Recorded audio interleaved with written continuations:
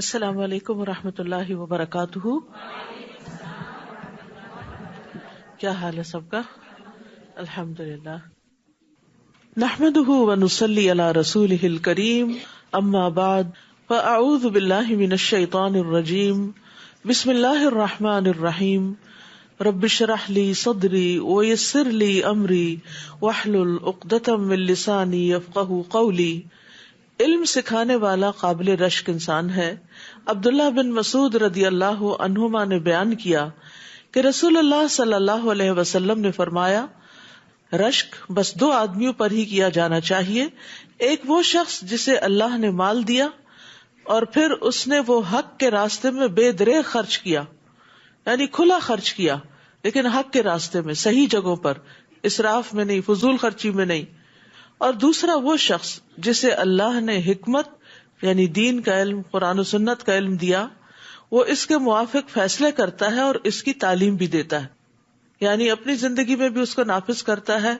کوئی اور بھی اس سے بات کرے تو اس کو اس کے مطابق ہی گائیڈ کرتا ہے، اور اس کے ساتھ ساتھ وہ دوسروں کو سکھاتا بھی ہے.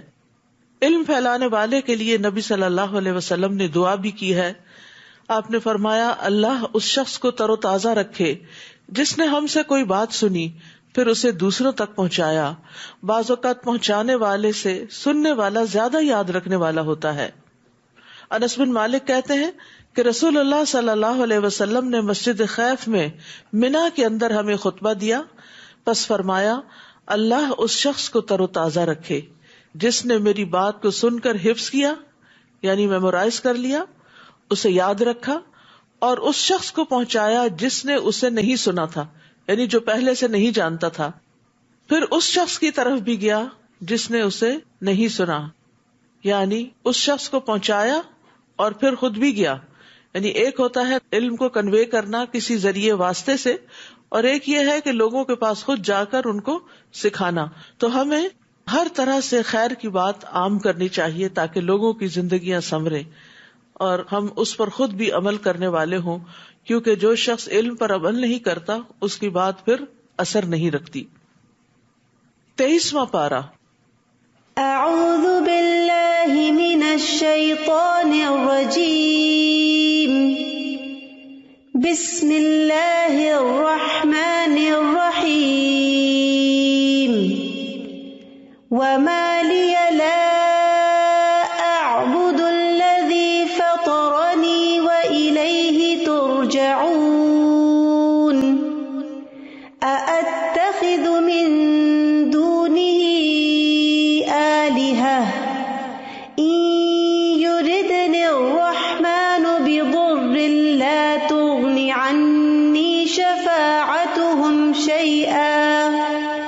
لا تغني عني شفاعتهم شيئا ولا ينقذون. شروع کرتی ہوں اللہ کے نام سے جو بے انتہا مہربان نہایت رحم فرمانے والا ہے. وما لی لا اعبد الذی فطرنی والیہ ترجعون. اور میں اس ہستی کی عبادت کیوں نہ کروں جس نے مجھے پیدا کیا اور تم سب کو اسی کی طرف لوٹ کر جانا ہے. یہ اس شخص کا قول ہے جس نے پیغمبروں کی بات مانی اور دوسروں کو بھی ماننے کے لیے کہا، اور وہ اب سمجھا رہا ہے اپنی قوم کو کہ لوگوں اللہ کی عبادت کرو اور میں خود بھی اس کی عبادت کرنا چاہتا ہوں. یعنی میرے لیے اس ہستی کی عبادت کرنے سے جو عبادت کی واقعی مستحق ہے کون سی چیز مانے ہے، کیونکہ اسی نے مجھے وجود بخشا ہے، اس نے مجھے پیدا کیا ہے، اس نے مجھے رزق دیا ہے، اور ساری مخلوق کو واپس بھی اسی کی طرف جانا ہے. پھر وہ ان کو ان کے اعمال کی جزا و سزا دے گا. تو جس کے ہاتھ میں تخلیق ہے، جہاں سے ہم آئے ہیں، جس کے ہاتھ میں رزق ہے کہ اس دنیا میں اس کا رزق کھاتے ہیں، اور جس کی طرف ہم آخرت میں لوٹ کر جائیں گے، وہی اس بات کا مستحق ہے کہ اس کی عبادت کی جائے اور ان ہستیوں کو چھوڑ کر صرف اللہ ہی کی تعریف کی جائے، اسی کی بزرگی بیان کی جائے جس کے ہاتھ میں ہر طرح کا نفع اور نقصان ہے، اور اللہ کے علاوہ کوئی اور کسی نفع نقصان کا مالک نہیں، اور نہ زندگی کا اور نہ موت کا. تو اللہ سبحانہ تعالیٰ کی ہی عبادت ہونی چاہیے، کیونکہ ہم نے اسی کی طرف لوٹ کر جانا ہے. اور کس دن جانا ہے؟ قیامت کے دن، جب اللہ تعالیٰ پچھلوں اور پہلوں سب کو ایک مقررہ دن میں جمع کرے گا. 40 سال کے قیام کے برابر ان کی نگاہیں اٹھی ہوئی ہوں گی اور وہ فیصلہ اور حکم ہونے کے منتظر ہوں گے. جیسا کہ نبی صلی اللہ علیہ وسلم نے فرمایا، اللہ عز و جل بادلوں کے سائے میں عرش سے کرسی کی طرف نزول فرمائے گا. پھر ایک پکارنے والا پکارے گا، اے لوگو، کیا تم اپنے اس رب سے راضی اور خوش نہیں ہو جس نے تمہیں پیدا کیا، اس نے تمہیں روزی دی اور تمہیں یہ حکم دیا کہ اسی کی عبادت کرو اور اس کے ساتھ کسی چیز کو شریک نہ کرو، اور یہ کہ اس نے تم سے ہر انسان کو پھیر دیا جس کی تم دنیا میں عبادت کرتے تھے، ہر وہ چیز اب غائب ہو گئی. کیا یہ تمہارے رب کی طرف سے عدل و انصاف نہیں؟ وہ کہیں گے ہاں. پس ہر قوم اس کی طرف چل دے گی جس کی وہ دنیا میں عبادت کرتے تھے اور دنیا میں جن سے محبت کرتے تھے. وہ چلیں گے اور ان کے لیے ان چیزوں کی تشبیہ پیدا کر دی جائے گی جن کی وہ عبادت کیا کرتے تھے. بس بعض سورج کی طرف چلے جائیں گے، بعض چاند کی طرف، اور بعض پتھروں کے بتوں کی طرف جائیں گے، ان شبیہوں کی طرف جن کی وہ عبادت کرتے تھے. اور ظاہر ہے کہ پھر جو توحید پر ہیں، جو اللہ کی عبادت کرتے ہیں، وہ ان میں سے کسی اور ہستی کی طرف نہیں جائیں گے. تو ہم میں سے ہر ایک کو یاد رکھنا چاہیے کہ جس رب نے مجھے پیدا کیا، جو مجھے رزق دیتا ہے اور جس کے پاس میں نے واپس جانا ہے، وہ سب سے زیادہ حقدار ہے اس بات کا کہ ہم اسی کے آگے جھکے، اسی کی نماز پڑھیں، اسی کے لیے روزہ رکھیں، اسی کے لیے قربانی کریں، اسی کے لیے صدقہ خیرات کریں، اسی کی خوشنودی کے لیے بندوں کی خدمت کریں، بندوں کے کام آئیں.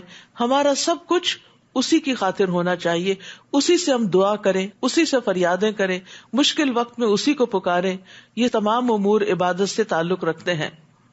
کیا میں اللہ کے سوا دوسروں کو الہ بنا لوں کہ اگر رحمان مجھے کوئی تکلیف دینا چاہے تو نہ ان کی سفارش میرے کسی کام آئے گی اور نہ ہی وہ خود مجھے چھڑا سکیں گے.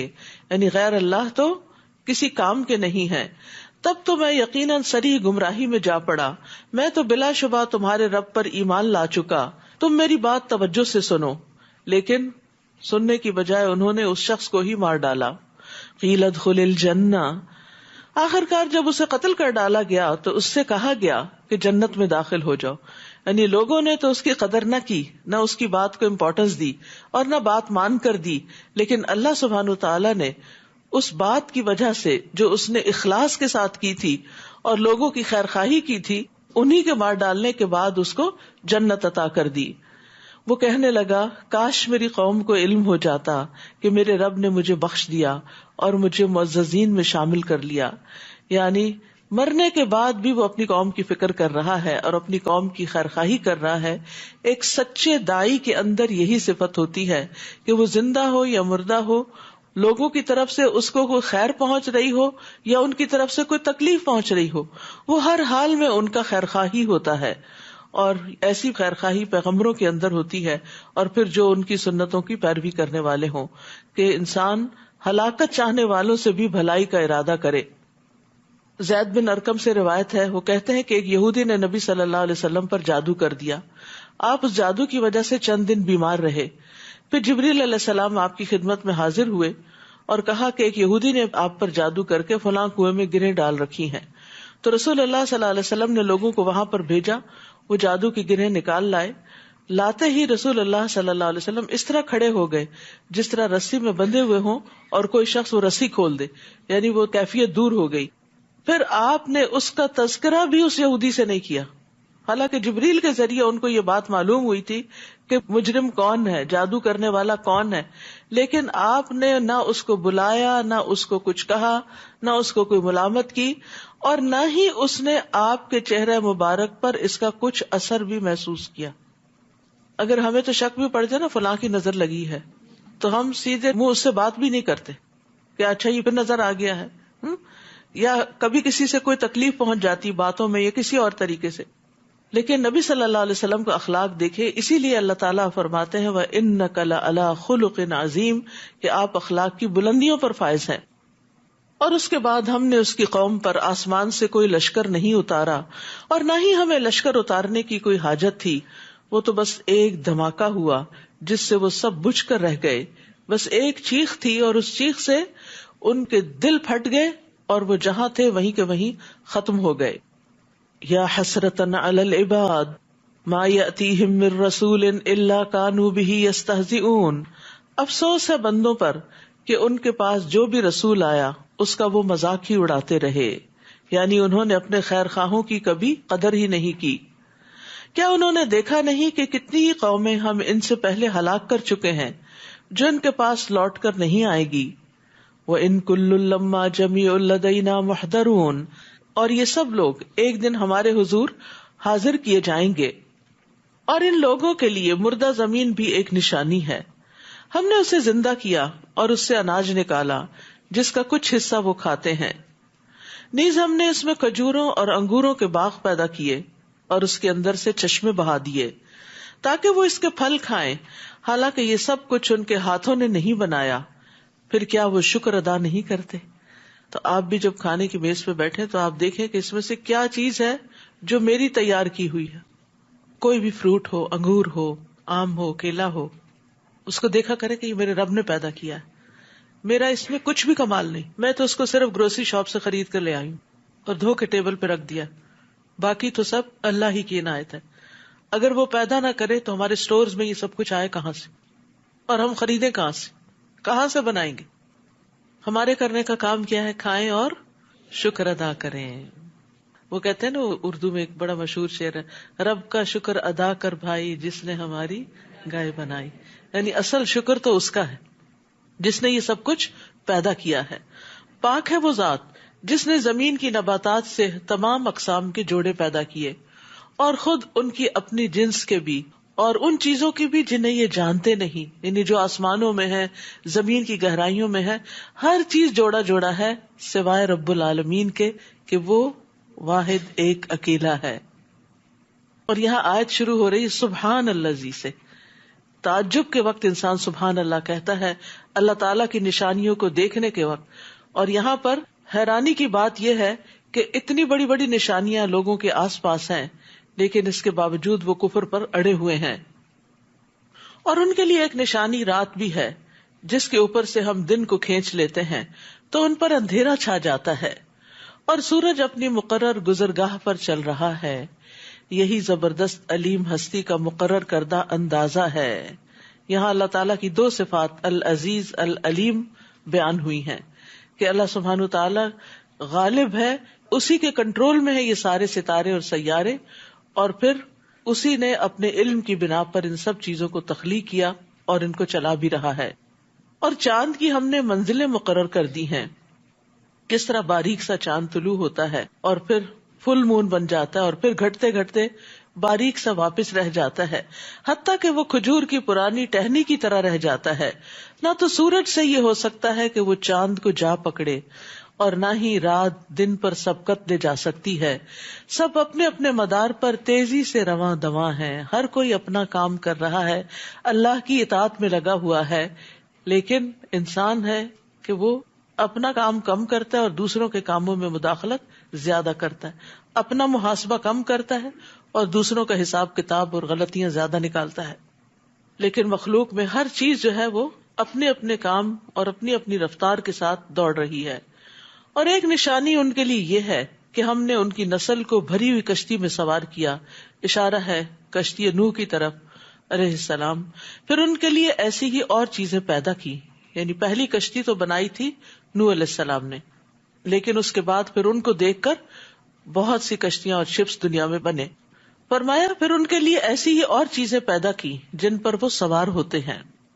اسی طرح ایک کشتی ہوائی کشتی بھی ہے جہاز کی شکل میں، مثلہ ما یرکبون، تو وہ بھی کتنے خطرات سے گزر کر انسان کو اپنی منزل تک پہنچاتا ہے. اس میں انسانی کوششیں تو ہیں لیکن اصل فضل رب ہی کا ہے کہ جو انسانوں کو تمام خطرات سے محفوظ رکھتے ہوئے منزل تک پہنچاتا ہے. اگر ہم چاہیں تو انہیں غرق کر دیں، پھر نہ تو کوئی ان کا فریاد رس ہوگا اور نہ وہ بچائے جا سکیں گے. یعنی عین سمندر کے بیچ میں کوئی مدد کو بھی نہیں پہنچ سکتا اور کوئی کام نہیں آ سکتا، کوئی چھڑا نہیں سکتا سمندر کی موجوں سے، مگر ہماری رحمت سے ہی پار لگ جاتے ہیں اور کچھ مدت تک زندگی سے فائدہ اٹھاتے ہیں. یعنی سارے خطرات کو پار کرتے کرتے آخر کنارے جا لگتے ہیں. اور جب انہیں کہا جاتا ہے کہ اس انجام سے ڈر جاؤ جو تمہارے سامنے ہے یا پیچھے گزر چکا ہے تاکہ تم پر رحم کیا جائے، تو اس کی کچھ پرواہ نہیں کرتے، اور جب بھی ان کے پاس ان کے رب کی نشانیوں میں سے کوئی نشانی آتی ہے تو وہ اس سے اعراض ہی کر جاتے ہیں، اور جب انہیں کہا جاتا ہے کہ اللہ نے تمہیں رزق دیا ہے اس میں سے اس کی راہ میں خرچ کرو، تو کافر ایمان لانے والوں کو یوں جواب دیتے ہیں کہ کیا ہم اسے کھلائیں جسے اگر اللہ چاہتا تو خود ہی کھلا سکتا تھا۔ یعنی عجیب لاجک ہے کہ اللہ سبحانہ وتعالیٰ نے ایک نظام رکھا ہے کہ کچھ بندوں کو زیادہ دیا، کچھ کو کم، اور جن کو کم دیا ان کا کچھ حصہ دوسروں کے پاس رکھ دیا تاکہ وہ ان پر خرچ کرے، لیکن وہ ساری نعمت پا کر بخل کرتے ہیں اور پھر طرح طرح کی باتیں بناتے ہیں کہ اللہ تعالیٰ خود ان کو کیوں نہیں دے دیتا۔ یہ اس کی حکمت ہے، مصلحت ہے، اس نے ہمارے ہاتھوں سے دلوایا تاکہ دینے والوں کو اجر عطا کرے، اور جب دیا جاتا ہے کسی کو تو اس سے دل نرم ہوتے ہیں، آپس کی محبتیں بڑھتی ہیں اور ایک کنیکشن پیدا ہوتا ہے لوگوں کے درمیان۔ اور اگر ہر کوئی صرف انڈیپینڈنٹلی اپنی زندگی گزارے تو پھر آئسولیشن بھی ہو جاتی، تنہا بھی ہو جاتا ہے انسان۔ کیا ہم اسے کھلائیں جسے اگر اللہ چاہتا تو خود ہی کھلا سکتا تھا، یعنی کہ یہ کہہ کے اپنے آپ کو مطمئن کر لیتے ہیں تم تو سری گمراہی میں پڑ گئے ہو، یعنی اچھی بات کرنے والے کو گمراہ کہا جا رہا ہے۔ وَيَقُولُونَ مَتَىٰ هَٰذَا الْوَعْدُ إِن كُنتُمْ صَادِقِينَ، نیز وہ کہتے ہیں کہ اگر تم سچے ہو تو یہ وعدہ قیامت کب پورا ہوگا؟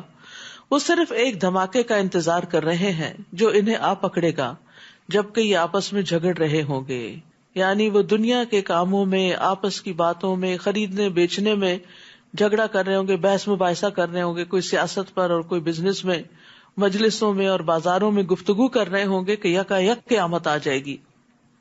اس وقت نہ تو وہ وصیت کر سکیں گے اور نہ ہی اپنے گھروں کو واپس جا سکیں گے، یعنی جو گھر کے باہر گیا ہوا ہے وہ باہر ہی مر جائے گا، اور جب سور پھونکا جائے گا تو وہ فوراً اپنی قبروں سے نکل کر اپنے رب کی طرف دوڑ پڑیں گے، یعنی یہ دوسرا سور پھونکنے کے موقع پر ہوگا، اس میں سب اٹھ جائیں گے، نفخۃ البعث والنشور۔ کہیں گے افسوس ہمیں ہماری خوابگاہ سے کس نے اٹھا کھڑا کیا، یہ تو وہی چیز ہے جس کا رحمان نے وعدہ کیا تھا اور رسولوں نے سچ کہا تھا، وہ بس ایک ہی گرجدار آواز ہوگی، پھر وہ فوراً سب کے سب ہمارے حضور پیش کر دیے جائیں گے۔ آج کسی پر ذرہ برابر بھی ظلم نہ کیا جائے گا، اور تمہیں ویسا ہی بدلہ دیا جائے گا جیسے تم عمل کرتے رہے، جو کچھ آج کمایا وہی کل سامنے آئے گا۔ ان اصحاب الجنت اليوم فی شغل فاکہون، آج اہل جنت مزے اڑانے میں مشغول ہوں گے۔ جنتیوں کو نعمتوں میں مشغول کر دیا جائے گا اور جلد نعمتوں کی طرف لایا جائے گا، یعنی جہنمیوں کو جہنم کی طرف بھیجنے سے پہلے ہی جنتیوں کو جنت کی طرف لے آیا جائے گا۔ اس لیے جب جہنمی جہنم میں پھینکے جائیں گے تو وہ اس منظر کو نہیں دیکھیں گے، یعنی کفر کرنے والے یا شرک کرنے والے جو ہیں ان کا حساب کتاب نہیں، ان کے لیے اتنا ہی جرم کافی ہے کہ انہوں نے اللہ کا انکار کیا یا شرک کیا، تو ان کو گروہ در گروہ جہنم میں پھینک دیا جائے گا، ایک بڑی تعداد کو۔ لیکن جنتیوں کو وہ منظر دکھائے بغیر پہلے ہی جنت کی طرف لے جایا جائے گا۔ وَأُزْلِفَتِ الْجَنَّةُ لِلْمُتَّقِينَ غَيْرَ بَعِيدٍ، اور جنت متقین کے قریب کر دی جائے گی، وہ کچھ دور نہ ہوگی، یعنی انہیں فوراً وہاں اپنے منزل پہ پہنچا دیا جائے گا۔ نبی صلی اللہ علیہ وسلم نے فرمایا، بے شک اللہ عز و جل قیامت والے دن جنت کو بلائے گا، وہ زینت اور سجاوٹ اور نمائش اور آرائش کے ساتھ آئے گی، پھر اللہ تعالیٰ اعلان کرے گا، میرے وہ بندے کہاں ہیں جنہوں نے میرے راستے میں قتال کیا اور ان سے قتال کیا گیا، انہیں میرے راستے میں تکالیف دی گئی اور انہوں نے میرے راستے میں جد و جہد کی۔ کہا جائے گا تم جنت میں داخل ہو جاؤ، وہ بغیر حساب کے جنت میں داخل ہو جائیں گے۔ اسی طرح دوسری حدیث سے پتہ چلتا ہے کہ 70,000 لوگ اور ان میں سے ہر ایک کے ساتھ 70,000 بغیر حساب کے جنت میں داخل ہوں گے۔ اللہ ہمیں بھی ان میں شامل کر لے اور حساب نہ لے ہم سے۔ ہم وازواجہم فی ظلال علی الارائک متکئون، وہ اور ان کی بیویاں چھاؤں میں تختوں پر تکیہ لگائے ہوئے ہوں گے، بادشاہوں کی طرح بیٹھے ہوئے ہوں گے، وہاں انہیں کھانے کو میوے بھی ملیں گے اور جو کچھ وہ طلب کریں گے وہ بھی ملے گا۔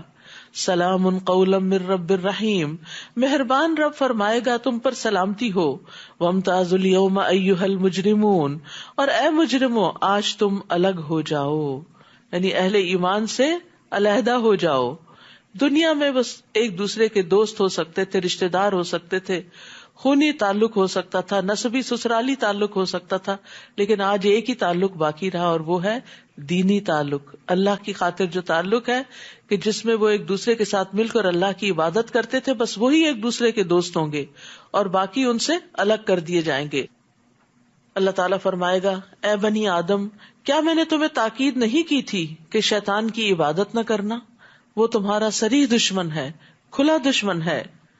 یعنی دنیا میں ہمیں پیغمبروں کے ذریعے یہ بتا دیا گیا کہ شیطان ہمارا دشمن ہے، اور اللہ سبحانہ تعالیٰ نے صاف فرما دیا وَأَنِ اعْبُدُونِي هَذَا صِرَاطٌ مُسْتَقِيمٌ، اور میری ہی عبادت کرنا یہی سیدھا راستہ ہے. لیکن تم نے کیا کیا؟ سیدھے راستے کو چھوڑ کر شیطان کا حکم مانا اور اس کی پیروی کی، اس کے وسوسوں میں آ گئے. وہ تو تم میں سے گروہ کثیر کو گمراہ کر چکا ہے، کیا تم سوچتے نہیں؟ یہ ہے وہ جہنم جس کا تم سے وعدہ کیا جاتا تھا، آج اس میں داخل ہو جاؤ کیونکہ تم کفر کیا کرتے تھے. اليوم نختم على افواههم وتكلمنا ايديهم وتشهد ارجلهم بما كانوا يكسبون. آج ہم ان کے منہ بند کر دیں گے اور ان کے ہاتھ کلام کریں گے اور ان کے پاؤں گواہی دیں گے جو کچھ وہ کیا کرتے تھے. رسول اللہ صلی اللہ علیہ وسلم نے فرمایا قیامت کے دن جب تم لوگ پیش ہوگے تو تمہارے منہ پر مہر لگا دی جائے گی اور سب سے پہلے جو چیز بولے گی وہ ران اور ہتھیلی ہوگی، یعنی انسان کا ہاتھ ہوگا جو بولنا شروع کرے گا کہ اس نے مجھ سے کیا کیا کام لیے جو اللہ کی نافرمانی کے تھے.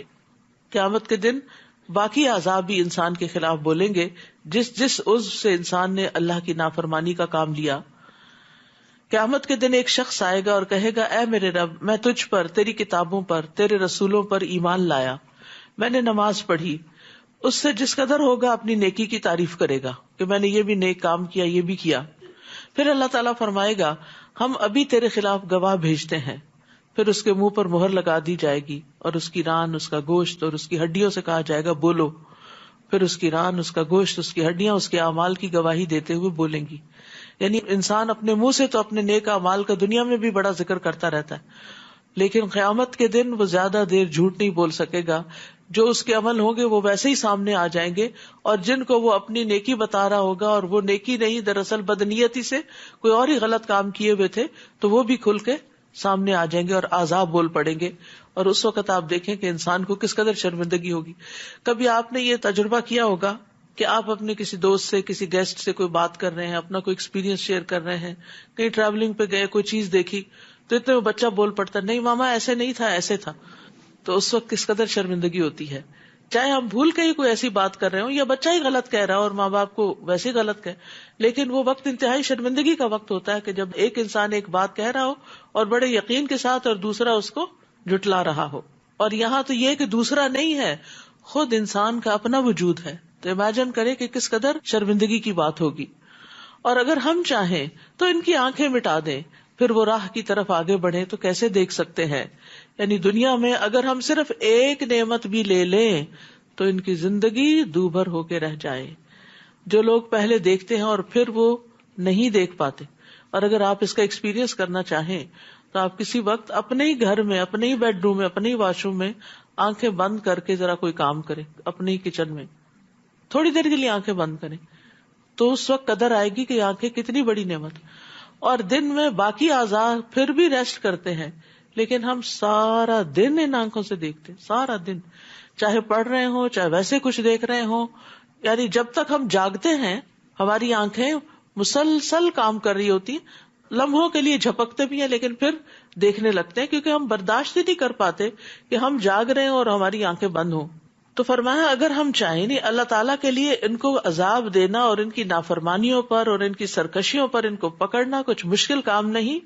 اگر ہم چاہیں تو ان کی آنکھیں مٹا دیں، پھر وہ راہ کی طرف آگے بڑھیں تو کیسے دیکھ سکیں گے. اور اگر ہم چاہیں تو ان کی جگہ پر ہی انہیں مسخ کر دیں، یعنی ایک قدم آگے نہ بڑھا سکیں، پھر نہ یہ آگے چل سکیں اور نہ ہی پیچھے لوٹ سکیں. یعنی جہاں ہے وہیں کے وہیں جام ہو جائیں، پتھر ہو جائیں. اور جس شخص کو ہم زیادہ عمر دیتے ہیں اس کی خلقت ہی الٹ دیتے ہیں. کیا یہ سوچتے نہیں؟ ہم سب کے سامنے کتنے ہی بزرگ ایسے ہو سکتے ہیں کہ جن کو ہم نے اپنی آنکھوں کے سامنے اپنے والدین کو یا ساس سسر کو یا نانا نانی کو ان کی جوانی یا نیم جوانی کی حالت میں بھی دیکھا اور ان کو ایکٹیو دیکھا اور ان کو بھاگتے دوڑتے دنیا کے کام کرتے کراتے. اور پھر کس طرح ان کو بیماریوں نے آ گھیرا اور کس طرح ان کا حافظہ چلا گیا. کوئی الزائمر کا مریض ہو گیا, کسی کو ڈیمنشیا ہو گیا, کوئی اپنی یادداشت کھو بیٹھا. یہ سارے منظر سبق سیکھنے کے ہیں. اپنا فیوچر دیکھیں ان میں اور اللہ سے دعائیں کریں کہ اللہ تعالی ہمیں ان تمام آزمائشوں سے بچا کے رکھے. یعنی مقصود کیا ہے اس سے؟ اللہ تعالیٰ فرماتے کہ نافرمانیاں کیوں کر رہے ہو, اللہ کو ناراض کیوں کر رہے ہو, اللہ کی نعمتوں پر شکر کیوں نہیں ادا کرتے, ان اعضاء سے, اس زندگی سے اللہ کی عبادت کا کام کیوں نہیں لیتے؟ کیا تم اس بات کے انتظار میں ہو کہ تمہاری اس طرح پکڑ ہو جائے؟ وما علمناہ الشعر وما ينبغی لہ ان ہوا الا ذکر وقرآن مبین. اور ہم نے اس نبی کو شعر کہنا نہیں سکھایا, یہ اس کے لیے مناسب بھی نہ تھا. یہ تو ایک نصیحت اور واضح پڑھی جانے والی کتاب ہے تاکہ جو زندہ ہے وہ اسے ڈرائے اور انکار کرنے والوں پر حجت قائم ہو جائے. زندگی سے مراد صرف زندہ ہونا نہیں بلکہ دل کی زندگی مراد ہے, کیونکہ جس کا دل زندہ ہوتا ہے وہی اس کتاب سے, اس قرآن سے فائدہ اٹھاتا ہے, اور جس کا دل مر جائے نہ وہ قرآن پر غور و فکر کرتا ہے, نہ تدبر کرتا ہے, نہ اس کے ساتھ اس کا کوئی تعلق ہوتا ہے. کیا وہ دیکھتے نہیں کہ جو چیزیں ہم نے اپنے ہاتھوں سے بنائی ہیں ان میں سے ان کے لیے چوپائے پیدا تو ہم نے کیے اور اب یہ ان کے مالک ہیں, اور ہم نے ان مویشیوں کو ان کا مطیع بنا دیا ہے کہ ان میں سے کسی پر تو سوار ہوتے ہیں اور کسی کا گوشت کھاتے ہیں, نیز ان سے انہیں اور بھی کئی فوائد اور مشروب حاصل ہوتے ہیں. کیا پھر بھی یہ شکر ادا نہیں کرتے کہ کس طرح دودھ سے ہم لسی اور ملک شیک اور کیا کیا چیزیں بناتے چلے جاتے ہیں, اور انہوں نے اللہ کے علاوہ کئی الہ بنا رکھے ہیں اس امید پر کہ ان کی مدد کی جائے گی, حالانکہ وہ ان کی کچھ مدد نہ کر سکیں گے بلکہ وہ ان کے لشکر مخالف کی حیثیت سے پیش کیے جائیں گے. لہٰذا ان کی باتیں آپ کو غمزدہ نہ کریں. ہم یقیناً جانتے ہیں جو کچھ وہ چھپاتے ہیں اور جو کچھ وہ ظاہر کرتے ہیں. کیا انسان دیکھتا نہیں کہ ہم نے اسے نطفہ سے پیدا کیا ہے, پھر وہ حقائق سے اعراض کر کے سری جھگڑالو بن گیا ہے, اور وہ ہمارے لیے تو مثال بیان کرتا ہے اور اپنی پیدائش کو بھول جاتا ہے. کہتا ہے کہ جب یہ ہڈیاں بوسیدہ ہو چکی ہوں گی تو انہیں کون زندہ کرے گا؟ آپ کہیے اسے وہی زندہ کرے گا جس نے اسے پہلی بار پیدا کیا, اور وہ ہر قسم کا پیدا کرنا جانتا ہے, ہر طرح کی تخلیق کا علم اس کو ہے. لہذا انسانوں کو دوبارہ پیدا کرنا اس کے لیے کچھ بھی مشکل نہیں. وہی ہے جس نے تمہارے لیے سرسبز درخت سے آگ پیدا کر دی جس سے تم آگ سلگاتے ہو. کیا وہ ذات جس نے آسمانوں اور زمین کو پیدا کیا اس پر قادر نہیں کہ ان جیسوں کو پیدا کر سکے؟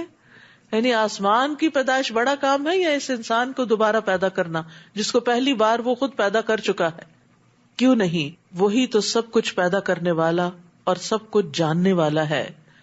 انما امرہ اذا اراد شیئا ان یقول لہ کن فیکون. اس کا کام تو صرف یہ ہے کہ جب وہ کسی چیز کا ارادہ کرتا ہے تو اسے حکم دیتا ہے کہ ہو جا, تو وہ ہو جاتی ہے. اس کی تو قدرت اتنی زیادہ ہے, اتنی طاقت اور قدرت اور علم اور حکمت کا مالک ہے کہ اسے اپنے کام کروانے میں بھی کچھ مشکل نہیں. فسبحان الذی بیدہ ملکوت کل شیء والیہ ترجعون. پاک ہے وہ ذات جس کے ہاتھ میں ہر چیز کی حکومت ہے اور اسی کی طرف تم لوٹائے جاؤ گے.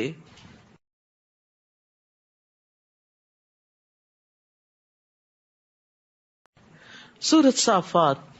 بسم اللہ الرحمن الرحیم. والصافات صفا فالزاجرات زجرا فالتاليات ذكرا إن إلهكم لواحد رب السماوات والأرض وما بينهما ورب المشارق إنا زينا السماء الدنيا بزينة الكواكب وحفظا من كل شيطان مارد. شروع کرتی ہوں اللہ کے نام سے جو بے انتہا مہربان نہایت رحم فرمانے والا ہے. والصافات صفا. قسم ہے ان فرشتوں کی جو صف در صف کھڑے ہوتے ہیں, صف بستہ ہیں, یعنی نماز کی صفوں کی طرح فرشتوں کی بھی صفیں ہیں. فرشتے آسمان میں ایسے ہی صفیں بناتے ہیں جیسے دنیا میں لوگ نماز کے لیے صفیں بناتے ہیں. اور کہا گیا کہ جب وہ ہوا میں کھڑے ہوتے ہیں تو اپنے پروں سے قطار بناتے ہیں یہاں تک کہ اللہ جو چاہتا ہے انہیں حکم دیتا ہے. جابر بن سمرہ سے روایت ہے، وہ کہتے ہیں کہ رسول اللہ صلی اللہ علیہ وسلم نے فرمایا، کیا تم اس طرح صفیں نہیں بناتے جس طرح فرشتے اپنے رب عز و جل کے پاس بناتے ہیں؟ ہم نے پوچھا کہ فرشتے اپنے رب کے پاس کس طرح صفیں بناتے ہیں؟ آپ نے فرمایا، وہ پہلے ابتدائی یعنی اگلی صفوں کو پورا کرتے ہیں اور صف میں ایک دوسرے سے مل کر کھڑے ہوتے ہیں. آپ مسجد جا کے کیا کرتے ہیں؟ اگلی صف کو پورا کرتے ہیں یا نہیں؟ بعض اوقات ایسا ہوتا ہے کہ کچھ لوگ شروع میں آ جاتے ہیں، وہ کھلے کھلے بیٹھ جاتے ہیں، جب نماز کھڑی ہوتی ہے تو بیچ میں گیپس آ جاتے ہیں. تو اس میں فوری طور پہ دیکھنا چاہیے کہ میرے سے اگلی صف میں کوئی جگہ تو نہیں خالی، کوئی ایسا اسپاٹ تو نہیں کہ جس کی وجہ سے بہت بڑا گیپ آ رہا ہے، تو فوراً آگے بڑھ جانا چاہیے. اور جو ہی یہ شخص آگے بڑھے گا تو اس سے پچھلی صف والا کیا کرے گا؟ وہ آگے بڑھ جائے گا یا پھر ساتھ جڑ جائیں گے ایک دوسرے کے ساتھ. اور اگر صفوں کے اندر یہ خلل ہو تو یہ نماز کی اقامت کی راہ میں رکاوٹ ہوتا ہے. تو آپ سب اب جو سن رہے ہیں وہ اس چیز کا ضرور اہتمام کریں اور اس بات کے حریص ہوں کہ ہمیں فرشتوں جیسی صفیں بنانی ہے، کیونکہ یہ صف بندی بھی ایک عبادت ہے اور دلوں کی درستگی کا انحصار صفوں کی درستگی پر ہے. برا ابن عازب کہتے ہیں کہ رسول اللہ صلی اللہ علیہ وسلم صفوں کے درمیان ایک طرف سے دوسری طرف کو چلتے جاتے. آپ ہمارے سینوں اور کندھوں پہ ہاتھ پھیرتے اور فرماتے، آگے پیچھے مت ہو. ایک تو ہے گیپس فل کرنا اور دوسرا یہ ہے کہ ایک دوسرے کے ساتھ برابر کھڑے ہونا، آگے پیچھے نہیں، برابر کھڑے ہونا. فرمایا، آگے پیچھے مت ہو ورنہ تمہارے دلوں میں بھی اختلاف آ جائے گا. اور آپ فرمایا کرتے تھے، بے شک اللہ پہلی صفوں میں آنے والوں پر رحمت نازل کرتا ہے اور اس کے فرشتے پہلی صف والوں کے لیے دعائیں کرتے ہیں، لیکن عورتوں کے لیے پچھلی صف زیادہ مناسب ہے جو مردوں سے کچھ دور ہو. فالزاجرات زجرا فالتالیات ذکرا ان الہکم لواحد. پھر ان کی جو ڈانٹ ڈپٹ کرتے ہیں، یعنی جیسے کافروں کی روح لیتے وقت ان کو مارتے ہیں اور ڈانٹتے ہیں، پھر ان کی جو ذکر کی تلاوت کرنے والے ہیں، بلا شبہ تمہارا الہ ایک ہی ہے جو آسمانوں اور زمین کا رب ہے اور ان چیزوں کا بھی جو ان دونوں کے درمیان ہیں، اور مشرقوں کا بھی رب ہے. مشرقوں یعنی ہر روز سورج ایک نئے اینگل سے طلوع ہوتا ہے، اور یہی وجہ ہے کہ آپ دیکھتے ہیں کہ سردیوں اور گرمیوں کے مشرق میں بہت بڑا فرق پڑ جاتا ہے. اور ایک اور معنی یہ بھی ہے کہ جہاں ہمارا سورج نکل رہا ہوتا ہے وہاں کسی اور کا غروب ہوتا ہے، اور پھر جہاں ہمارا غروب ہوتا ہے وہاں کسی اور کا مشرق ہوتا ہے. تو اس لیے ایک مشرق نہیں، کئی مشرق ہے، یعنی جہاں سے سورج طلوع ہوتا ہے. بلا شبہ ہم نے آسمان دنیا کو ستاروں کی زینت سے مزین کیا. یہاں آسمان دنیا کا خاص ذکر ہے، انا زینا السماء الدنیا، کیونکہ وہی ہماری آنکھوں کے سامنے ہے، باقی آسمان تو ہم دیکھ نہیں پاتے. وحفظا من کل شیطان مارد، اور اسے ہر سرکش شیطان سے محفوظ بنا دیا، یعنی آسمان میں جنات یا شیاطین نہیں چڑھ سکتے. وہ عالم بالا کی باتیں سن ہی نہیں سکتے اور ہر طرف سے ان پر شہاب پھینکے جاتے ہیں تاکہ وہ بھاگ کھڑے ہوں، اور ان کے لیے ہمیشہ رہنے والا عذاب ہے. تاہم اگر کوئی شیطان کوئی بات لے اڑے تو ایک تیز شعلہ اس کا تعاقب کرتا رہتا ہے. عبداللہ بن عباس سے مروی ہے، وہ کہتے ہیں کہ مجھے نبی صلی اللہ علیہ وسلم کے صحابہ میں سے ایک انصاری صحابی نے خبر دی کہ وہ ایک رات رسول اللہ صلی اللہ علیہ وسلم کے ساتھ بیٹھے ہوئے تھے کہ ایک ستارہ پھینکا گیا اور روشنی پھیل گئی، یعنی اوپر سے شعلہ آیا. تو رسول اللہ صلی اللہ علیہ وسلم نے صحابہ سے فرمایا کہ تم جاہلیت میں کیا کہتے تھے جب کوئی ستارہ اس طرح پھینکا جاتا ہے؟ انہوں نے عرض کیا، اللہ اور اس کا رسول ہی بہتر جانتے ہیں، یعنی اپنی پچھلی بات نہیں دہرائی. پھر کہا کہ ہم کہا کرتے تھے کہ اس رات کوئی بڑا آدمی پیدا ہوا ہے اور کوئی بڑا آدمی مر گیا ہے. تو رسول اللہ صلی اللہ علیہ وسلم نے فرمایا، ان ستاروں کو کسی کی موت یا کسی کی حیات کی وجہ سے نہیں پھینکا جاتا، بلکہ جب جنات آسمان سے اللہ کے کسی فیصلے کی بات کو اچک لیتے ہیں اور اسے اپنے دوستوں یعنی کاہنوں کے کانوں میں ڈال دیتے ہیں تو وہ ستاروں سے مارے جاتے ہیں، یعنی ان کے پیچھے یہ شہاب ثاقب آتے ہیں. اس کا تعلق کسی کی زندگی اور موت سے نہیں. اے نبی، آپ ان سے پوچھئے کیا ان کی پیدائش زیادہ مشکل ہے یا جو کچھ ہم پیدا کر چکے ہیں؟ ہم نے انہیں لیسدار گارے سے پیدا کیا ہے. آپ کو تو اللہ کی ایسی قدرتوں پر تعجب ہے اور یہ لوگ ان کا مذاق اڑاتے ہیں. یعنی دو طرح کے لوگ ہیں، ایک وہ ہیں جو اللہ تعالیٰ کی تخلیق کی نشانیوں کو دیکھتے ہیں اور حیران ہوتے ہیں، تعجب کرتے ہیں، ان کے دل میں اللہ کی محبت آتی ہے، اور دوسرے لوگ وہی نشانیاں دیکھ کے مذاق اڑا رہے ہوتے ہیں۔ مذاق اڑانے والا دراصل ناسمجھ ہوتا ہے۔ وَإِذَا ذُكِّرُوا لَا يَذْكُرُونَ، ایسے ناسمجھوں کو جب سمجھایا جائے تو سمجھنے کی کوشش بھی نہیں کرتے۔ وَإِذَا رَأَوْا آيَةً يَسْتَسْخِرُونَ، اور جب کوئی نشانی دیکھتے ہیں تو مذاق اڑاتے ہیں۔ وَقَالُوا إِنْ هَذَا إِلَّا سِحْرٌ مُبِينٌ، اور کہتے ہیں یہ تو صریح جادو ہے۔ بھلا جب ہم مر کر مٹی اور ہڈیاں بن جائیں گے تو کیا پھر ہم دوبارہ اٹھائے جائیں گے؟ اور کیا ہمارے آباء و اجداد بھی اٹھائے جائیں گے؟ آپ ان سے کہیے ہاں ایسا ضرور ہوگا اور تم بالکل بے بس ہوگے۔ وہ تو بس ایک ڈانٹ ہوگی جس پر وہ فوراً سب کچھ دیکھنے لگیں گے۔ وَقَالُوا يَا وَيْلَنَا هَذَا يَوْمُ الدِّينِ، وہ کہیں گے ہائے ہماری بدبختی، یہ تو جزا سزا کا دن ہے، اس کو تو ہم جھٹلاتے رہے۔ استغفر اللہ، یعنی انسان کے لیے اچانک ان چیزوں کا سامنے آنا کس قدر تکلیف دہ ہوتا ہے جن کو ایکسپیکٹ نہیں کر رہا ہوتا۔ یعنی جن چیزوں کو انسان ایکسپیکٹ کر رہا ہوتا ہے وہ چاہے کتنی بھی بھاری ہو، وہ انسان کے لیے بہت مشکل نہیں پیدا کرتی، لیکن جب انسان کسی چیز کو ایکسپیکٹ نہیں کرتا اور وہ سامنے آتی اور وہ معمولی چیز نہیں، بہت بڑا حادثہ، تو آپ سوچئے کہ وہ انسان کے لیے کتنا شاکنگ ہوتا ہوگا۔ تو یہی حال ان لوگوں کا ہوگا، اور کہیں گے ہائے ہماری بدبختی، یہ تو جزا و سزا کا دن ہے۔ پھر انہیں کہا جائے گا یہی فیصلے کا دن ہے جسے تم جھٹلایا کرتے تھے۔ ان ظالموں کو اور ان کے ساتھیوں کو اور معبودوں کو سب کو اکٹھا کرو جن کی یہ اللہ کے سوا عبادت کرتے تھے، پھر انہیں جہنم کی راہ پر چلا دو۔ یعنی قیامت کے دن ایک جیسے عمل کرنے والوں کو ایک جگہ اکٹھا کر دیا جائے گا۔ تو یہاں یہ نہیں کہا کہ ان کو جمع کر دو، ان کو اور ان کے ساتھیوں کو بھی، یعنی جو ان جیسے کام کرتے تھے، ایک جیسے کام کرنے والے، ان سب کو جن کے عمل ایک جیسے تھے، جیسے شراب پینے والے شرابیوں کے ساتھ، زنا کرنے والے زانیوں کے ساتھ، شرک کرنے والے مشرکین کے ساتھ، جادوگر جادوگروں کے ساتھ، متکبرین فرعون کے ساتھ، نماز نہ پڑھنے والے فرعون، حامان اور قارون کے ساتھ۔ تو یہ ساری چیزیں ہمیں قرآن و سنت سے پتہ چلتی ہیں کہ کس طرح لوگ اپنے ہی جیسے لائک مائنڈڈ لوگوں کے ساتھ اٹھائے جائیں گے۔ وقفوہم انہم مسئولون، اور دیکھو انہیں ذرا ٹھہرائے رکھو، ان سے کچھ پوچھا جائے گا۔ یہ کہاں پوچھا جائے گا؟ پل صراط کے پاس۔ ابن عباس کہتے ہیں کہ ان سے ان کے تمام اقوال و افعال کے متعلق سوال کیا جائے گا۔ تمہیں کیا ہو گیا؟ آج تم ایک دوسرے کی مدد کیوں نہیں کرتے؟ بلکہ آج وہ بالکل فرما بردار بن جائیں گے۔ وہ ایک دوسرے کی طرف متوجہ ہو کر باہم سوال کریں گے۔ کمزور لوگ بڑوں سے کہیں گے تم تو ہمارے پاس دائیں طرف سے آتے تھے، یعنی بہت اچھے بن کے آتے تھے۔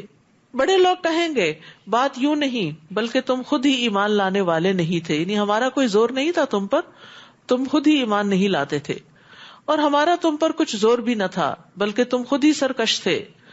ہمارے رب کا قول آج ہم پر صادق آ گیا کہ ہم عذاب کا مزہ چکھنے والے ہیں۔ ہم نے تمہیں گمراہ کیا کیونکہ ہم خود بھی گمراہ تھے۔ آج کے دن وہ سب کمزور اور بڑے لوگ عذاب میں برابر کے شریک ہوں گے۔ واقعی ہم مجرموں سے ایسا ہی سلوک کرتے ہیں۔ انہیں جب یہ کہا جاتا ہے کہ اللہ کے سوا کوئی الہ نہیں تو وہ تکبر کرتے ہیں، یعنی اللہ کے سامنے جھکتے نہیں ہیں، اور کہتے تھے کیا ہم ایک دیوانے شاعر کی خاطر اپنے معبودوں کو چھوڑ سکتے ہیں؟ بل جاء بالحق وصدق المرسلین، حالانکہ وہ رسول حق لے کر آیا اور اس نے رسولوں کی تصدیق کی تھی۔ پھر انہیں کہا جائے گا آج تمہیں یقیناً دردناک عذاب چکھنا پڑے گا، اور تمہیں ایسا ہی بدلہ دیا جائے گا جیسے تم کام کرتے رہے، مگر اللہ کے مخلص بندے اس انجام سے محفوظ رہیں گے۔ اولئک لہم رزق معلوم فواکہ وہم مکرمون فی جنات النعیم، ان کے لیے ایسا رزق ہوگا جو انہیں معلوم ہے، یعنی وہ اتو بھی متشابہہ، یعنی لذیذ میوے، اور وہ وہاں معزز ہوں گے، عزت دی جائے گی ان کو۔ اور یہ عزت کس کے لیے ہے؟ جنہوں نے دنیا میں اللہ کی اطاعت کرتے ہوئے، عبادت کرتے ہوئے اپنی عزتوں کی پرواہ نہیں کی کہ انہیں کون کیا کہتا ہے، کوئی ان کو رسپیکٹ دے گا یا ان کا مذاق اڑائے گا، بلکہ وہ ہر حال میں اللہ کی عبادت کرتے رہے، تو اس کے بدلے میں اللہ تعالیٰ انہیں وہاں عزت بخشے گا نعمتوں والے باغات میں۔ تو جنت میں طرح طرح کے کھانے ہوں گے، یعنی یہاں رزق کی بات ہے، رزق معلوم ہوگا. عتبہ بن عبد سلمی سے روایت ہے، وہ کہتے ہیں کہ میں رسول اللہ صلی اللہ علیہ وسلم کے ساتھ بیٹھا ہوا تھا. ایک اعرابی آیا تو اس نے کہا، اللہ کے رسول، میں نے آپ کو جنت کے ببول نامی درخت کا تذکرہ کرتے سنا ہے. میرا خیال ہے کہ وہ ہمارے ہاں تو سب سے زیادہ کانٹوں والا درخت ہے، اس میں بہت کانٹے ہوتے ہیں. رسول اللہ صلی اللہ علیہ وسلم نے فرمایا، جنت میں اس درخت کے ہر کانٹے کے بدلے خصی بکرے کے خصیے کی طرح اللہ تعالیٰ ایک چیز پیدا کرے گا. یعنی ہر کانٹے کی جگہ ایک کوئی چیز پیدا کرے گا. اس کے اندر 70 رنگ کے کھانے ہوں گے، 70 کلرز، اور ہر ایک کا رنگ دوسرے سے مختلف ہوگا. اب دیکھیے کہ انسان کھاتے وقت رنگ کو کتنا پسند کرتا ہے کہ اس کی وجہ سے بعض اوقات صحت خراب کر لیتا ہے، لیکن آرٹیفیشل کلرز دے کے کھانے کا جو ہے ٹیکسچر اس کو انہینس کرتا ہے اور اس کے پیچھے جاتا ہے. تو جنت کے کھانے بھی رنگا رنگ کے ہوں گے، جن کو دیکھ کر انسان کی بھوک بھی بڑھے گی اور کھانے کے بعد کوئی تکلیف بھی نہیں ہوگی.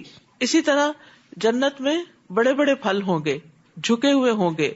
وَذُلِّلَتْ قُطُوفُهَا تَذْلِيلًا، یعنی جنتی لوگ جنت کے پھلوں میووں میں سے اٹھتے بیٹھتے لیٹتے ہر وقت کھاتے رہیں گے، انجوائے کرتے رہیں گے.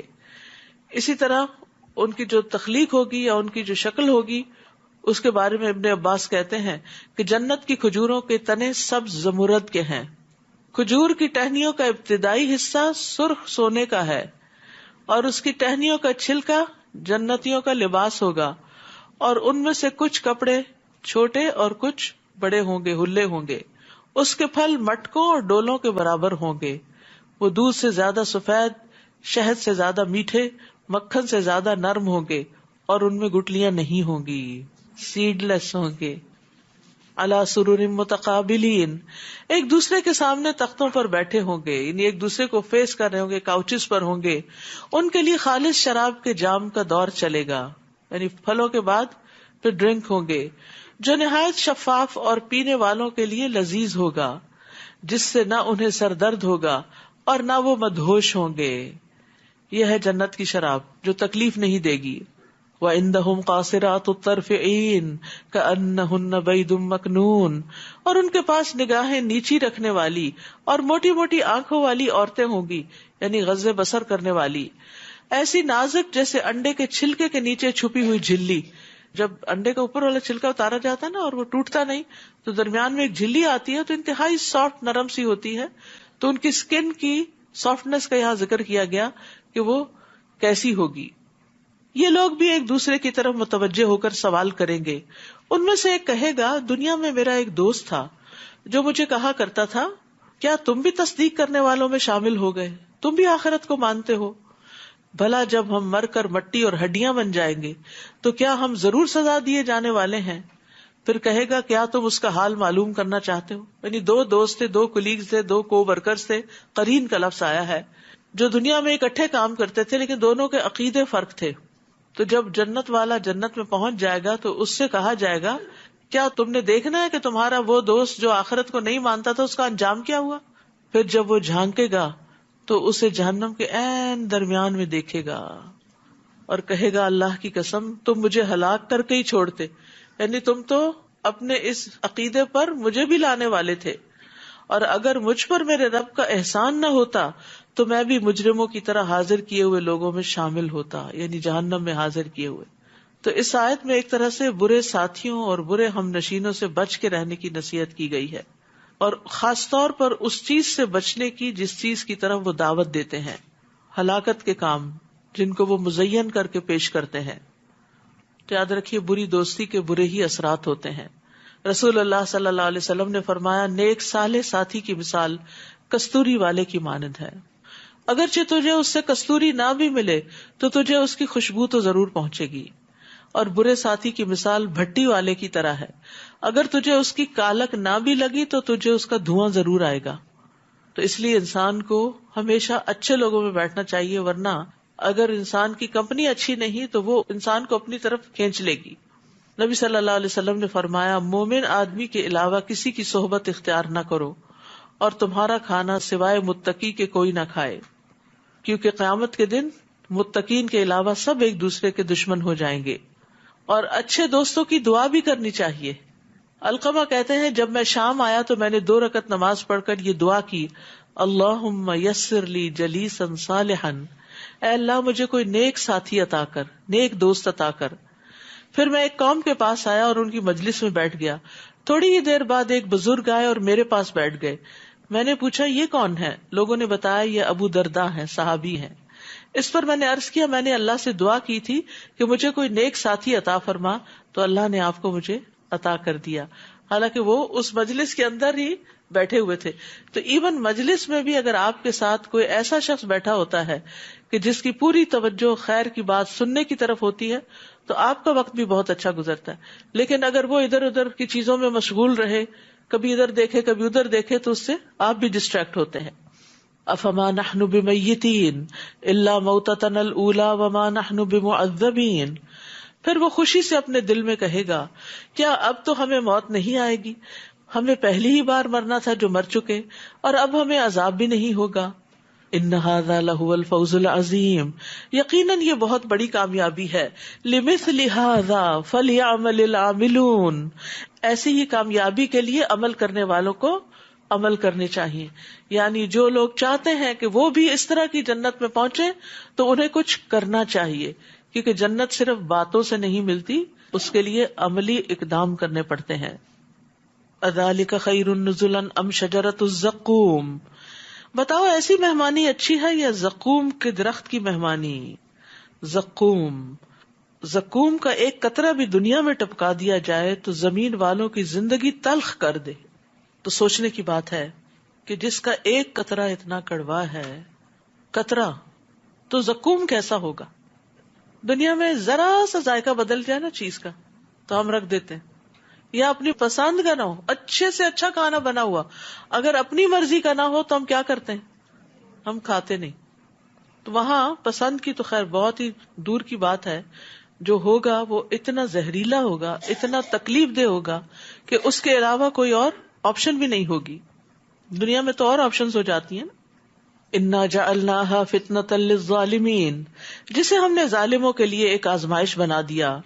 وہ ایسا درخت ہے جو جہنم کی تہ سے نکلتا ہے، اس کے شگوفے ایسے ہیں جیسے شیطانوں کے سر، یعنی دیکھنے میں بھی بھیانک، نہ اس کا رنگ، نہ اس کا ذائقہ، نہ اس کی شکل۔ کیونکہ آپ دیکھیے دنیا میں اللہ تعالیٰ نے جتنی بھی چیزیں پیدا کی نا، ان کو ایک مخصوص شیپ دی ہے، ایک مخصوص رنگ دیا ہے، ٹیکسچر دیا ہے، ذائقہ دیا، خوشبو دی ہے، کتنا کچھ اس کے ساتھ۔ لیکن جہنم میں جو کھانے کو ملے گا وہ انتہائی بھیانک ہوگا۔ اہل دوزخ اسی کو کھائیں گے، استغفر اللہ، اور اس سے اپنے پیٹ بھریں گے۔ پھر اس پر انہیں پینے کو پیپ ملا کھولتا پانی ملے گا۔ اصل میں کڑوی چیز جب انسان کھا لیتا ہے، جیسے کریلے، تو پیاس لگتی، تو یہ زقوم کھانے کے بعد ان کو شدید پیاس لگے گی، اور جب وہ پانی پینے کو مانگیں گے تو پینے کو ان کو پیپ اور کھولتا پانی ملے گا۔ پھر انہیں دوزخ کی طرف لوٹنا ہوگا۔ انہوں نے اپنے آباء و اجداد کو گمراہی پایا تو انہی کے نقش قدم پر دوڑنے لگے، حالانکہ ان سے پہلے بہت سے گزشتہ لوگ گمراہ ہو چکے تھے۔ بلا شبہ ہم نے ان میں ڈرانے والے بھیجے تھے، پھر دیکھ لو جنہیں ڈرایا گیا تھا ان کا انجام کیا ہوا۔ ان میں سے صرف اللہ کے مخلص بندے ہی محفوظ رہے۔ اور ہمیں نوح نے پکارا تو دیکھو ہم کیا خوب دعا قبول کرنے والے ہیں، اور ہم نے انہیں اور ان کے گھر والوں کو شدید بے چینی سے نجات دی۔ وَنَجَّيْنَاهُ وَأَهْلَهُ مِنَ الْكَرْبِ الْعَظِيمِ، تو جب آپ دعا کیا کریں نا تو کہا کرے یا اللہ جس طرح تو نے نوح علیہ السلام اور ان کے گھرانے کو شدید کرب سے نجات دی تھی تو مجھے بھی کرب سے نجات دے۔ یعنی کوئی بھی چیز جو آپ کو تکلیف دے رہی ہو، بادر کر رہی ہو، تو قرآن میں جو چیزیں آئی ہیں یا اللہ تعالیٰ کے نام ہیں ان کا واسطہ دے کے پھر انسان کو دعا کرنی چاہیے۔ اور صرف انہی کی اولاد کو باقی رکھا اور بعد میں آنے والی نسلوں میں ان کا ذکر خیر چھوڑ دیا۔ سلام ہو نوح پر، جہان والوں میں ہم نیکی کرنے والوں کو ایسا ہی صلہ دیا کرتے ہیں، بلا شبہ وہ ہمارے مومن بندوں میں سے تھا۔ ثم اغرقنا الآخرین، پھر ہم نے باقی لوگوں کو غرق کر دیا۔ اور اسی نوح کے پیروکاروں میں ابراہیم بھی تھے، جبکہ وہ اپنے رب کے ہاں صاف دل لے کر آئے۔ اذ جاء ربہ بقلب سلیم، قلب سلیم جو شرک اور شک سے پاک ہوتا ہے۔ یقین بہت بڑی دولت ہے۔ انسان کا جتنا زیادہ کسی چیز پر یقین ہوتا ہے اتنا ہی زیادہ پھر اس سے وہ فائدہ اٹھاتا ہے۔ مثلاً ہمیں جب یقین ہوتا ہے نا کہ یہ کھانا مجھے طاقت دے گا، میری بھوک مٹائے گا، تو ہم اس کو شوق سے کھا لیتے ہیں. یہ دوا میرا سر درد دور کر دے گی، کیونکہ آپ کو کوئی ایکسپیرینس ہوتا ہے پچھلا، جس کی بنا پر آپ کو یقین ہوتا ہے کہ نہیں میں نے جب بھی کھائی تھی تو مجھے آرام آ گیا تھا، اب بھی کھاؤں گی تو اس سے انشاءاللہ آرام آ جائے گا. تو آپ اس کو اگر گھر میں نہ بھی ہو تو خریدنے چلے جاتے ہیں، منگواتے ہیں. اپنے ملک میں نہ ملے تو دوسرے ملک سے منگواتے ہیں. کیا ہے؟ یقین ہے نا اس کے پیچھے.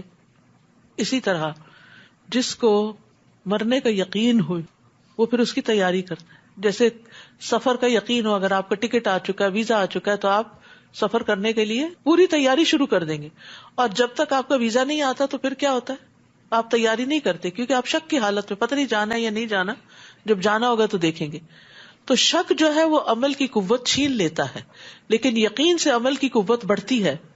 اسی طرح جس کسی کو آخرت پر یقین ہو کہ وہ آنی ہے اور حساب کتاب ہونا ہے، تو پھر وہ شخص اس کے لیے اسی طرح تیاری بھی کرتا ہے.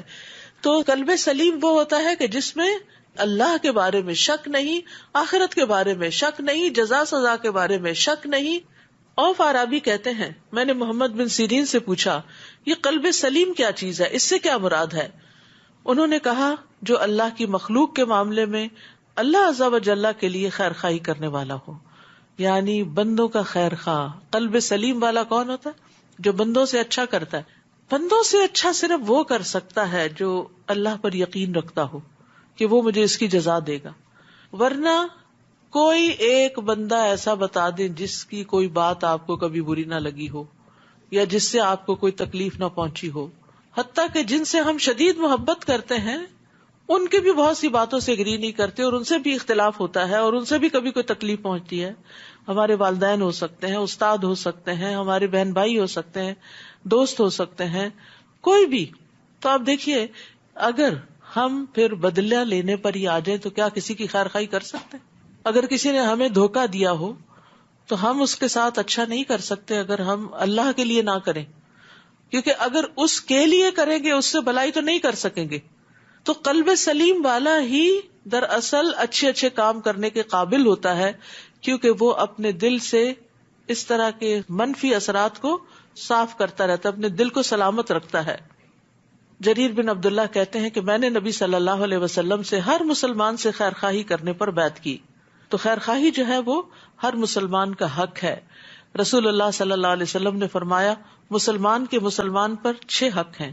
آپ سے عرض کیا گیا اللہ کے رسول وہ کیا ہے؟ آپ نے فرمایا جب تم اس سے ملو تو اسے سلام کرو، جب وہ تمہیں دعوت دے تو قبول کر لو، جب وہ تم سے خیر خواہی طلب کرے تو تم اس کی خیر خواہی کرو، کوئی اچھا مشورہ مانگے. اور ایک روایت میں ہے اور اس کی غیر موجودگی میں اس کا خیر خواہ رہے. جب وہ چھینکے اور الحمدللہ کہے تو تم یرحمک اللہ کہو، جب وہ بیمار ہو جائے تو اس کی عیادت کرو، جب وہ فوت ہو جائے تو اس کے جنازے میں شرکت کرو. تو یاد رکھیے کہ خیر خواہی ہم سب پر لازم ہے، ورنہ خیر خواہی کے بغیر انسان قلب سلیم نہیں رکھ سکتا. اور جس کا دل سلامت نہیں ہوتا ہر طرح کے شر، وسوسوں اور فساد سے، تو پھر کیا ہوتا ہے؟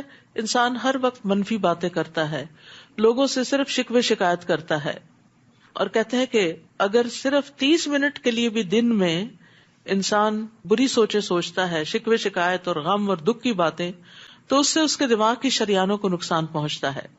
MRI کے مختلف نتائج کا جب جائزہ لیا گیا تو پتہ چلا کہ منفی سوچیں، سٹریس، ناخوش رہنا دماغ کے ایک خاص حصے کو سکیڑ دیتا ہے، جس کی وجہ سے انسان نئی چیزیں نہیں سیکھ سکتا، جس کی وجہ سے انسان کے جذبات کے اندر پوری طرح ٹھہراؤ نہیں ہوتا، یعنی کہ وہ ایموشنلی بھی انسٹیبل ہو جاتا ہے. تو اس لیے بہت ضروری ہے کہ نیک اعمال کرنے کے لیے ہمارا قلب سلیم ہو، دل سلیم ہو. تو ابراہیم علیہ السلام کی خوبی کیا تھی؟ اذ جاء ربہ بقلب سلیم، وہ اپنے رب کے پاس سلامت دل لے کر آئے. جب انہوں نے اپنے باپ اور اپنی قوم سے پوچھا تم کن چیزوں کی عبادت کرتے ہو؟ کیا تم اللہ کو چھوڑ کر جھوٹ گھڑے ہوئے الہ چاہتے ہو؟ پھر تمہارا رب العالمین کے بارے میں کیا خیال ہے؟ پھر ایک دفعہ انہوں نے ستاروں میں نظر ڈالی تو کہا میری کچھ طبیعت خراب ہے، یعنی میں تمہارے ساتھ میلے پہ نہیں جا سکتا. چنانچہ وہ لوگ انہیں پیچھے چھوڑ کر چلے گئے. تو ابراہیم چپکے سے ان کے معبودوں کی طرف گئے اور کہنے لگے تم کھاتے کیوں نہیں؟ تمہیں کیا ہو گیا ہے؟ تم تو بولتے بھی نہیں۔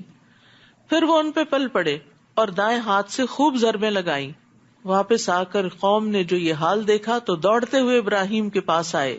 انہوں نے کہا کہ ابراہیم علیہ السلام نے، کیا تم ایسی چیزوں کو پوچھتے ہو جنہیں تم خود ہی تراش لیتے ہو؟ حالانکہ اللہ ہی نے تمہیں بھی پیدا کیا ہے اور ان چیزوں کو بھی جو تم بناتے ہو۔ وہ کہنے لگے اس کے لیے ایک الاؤ تیار کرو، بہت بڑی آگ بھڑکاؤ اور اسے آگ میں پھینک دو۔ انہوں نے تو ابراہیم کے خلاف تدبیر کی تھی مگر ہم نے انہیں نیچا ہی کر دیا۔ فَأَرَادُوا بِهِ كَيْدًا فَجَعَلْنَاهُمُ الْأَسْفَلِينَ۔ یہ ہے اللہ کی طاقت۔ اللہ کے بندوں کے ساتھ جب کوئی برا چاہے، بری چالیں چلے تو اللہ سبحانہ تعالیٰ انہیں ہی نیچا دکھا دیتے ہیں۔ لیکن پھر وہ کون ہوتے ہیں جن کے لیے اللہ تعالیٰ اتنا بڑا انتقام لیتا ہے؟ وہ اللہ کے مخلص بندے ہوتے ہیں جن کے اندر شرک نہیں ہوتا، شک نہیں ہوتا۔ نیز ابراہیم نے کہا میں اپنے رب کی طرف جاتا ہوں، وہی میری رہنمائی کرے گا۔ یعنی رب کی عبادت کے لیے ہجرت کی انہوں نے، یعنی اپنے قوم، قبیلے اور اپنے تمام لوگوں کو چھوڑ کر اللہ کی عبادت کے لیے اپنا وطن چھوڑ دیا۔ رسول اللہ صلی اللہ علیہ وسلم نے فرمایا سب سے افضل لوگوں میں سے یہ بہتر وہ آدمی ہے جو اللہ کے راستے میں اپنے مال اور اپنی جان سے جہاد کرتا ہے۔ پھر اس مومن کا درجہ ہے جو گھاٹیوں میں سے کسی گھاٹی میں اپنے رب کی عبادت کرتا ہے اور لوگوں کو اپنے شر سے دور رکھتا ہے۔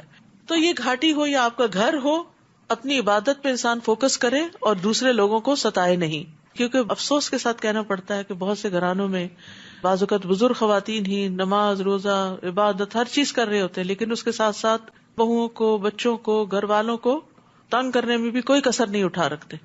تو ایسا کرنا جو ہے یہ انسان کو صالحین میں شامل نہیں ہونے دیتا۔ تو افضل انسان کون ہے، بہترین انسان کون ہے؟ جو اپنے رب کی عبادت کرتا ہے اور لوگوں کو اپنے شر سے دور رکھتا ہے۔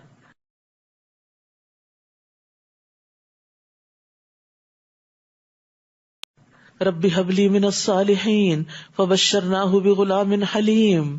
اب چونکہ انہوں نے اپنا پچھلا سارا کنبہ قبیلہ چھوڑ دیا تھا، رب کی خاطر ہجرت کر کے نکل آئے تھے، تو رب سے دعا کی کہ اے میرے رب مجھے ایک صالح بیٹا عطا کر۔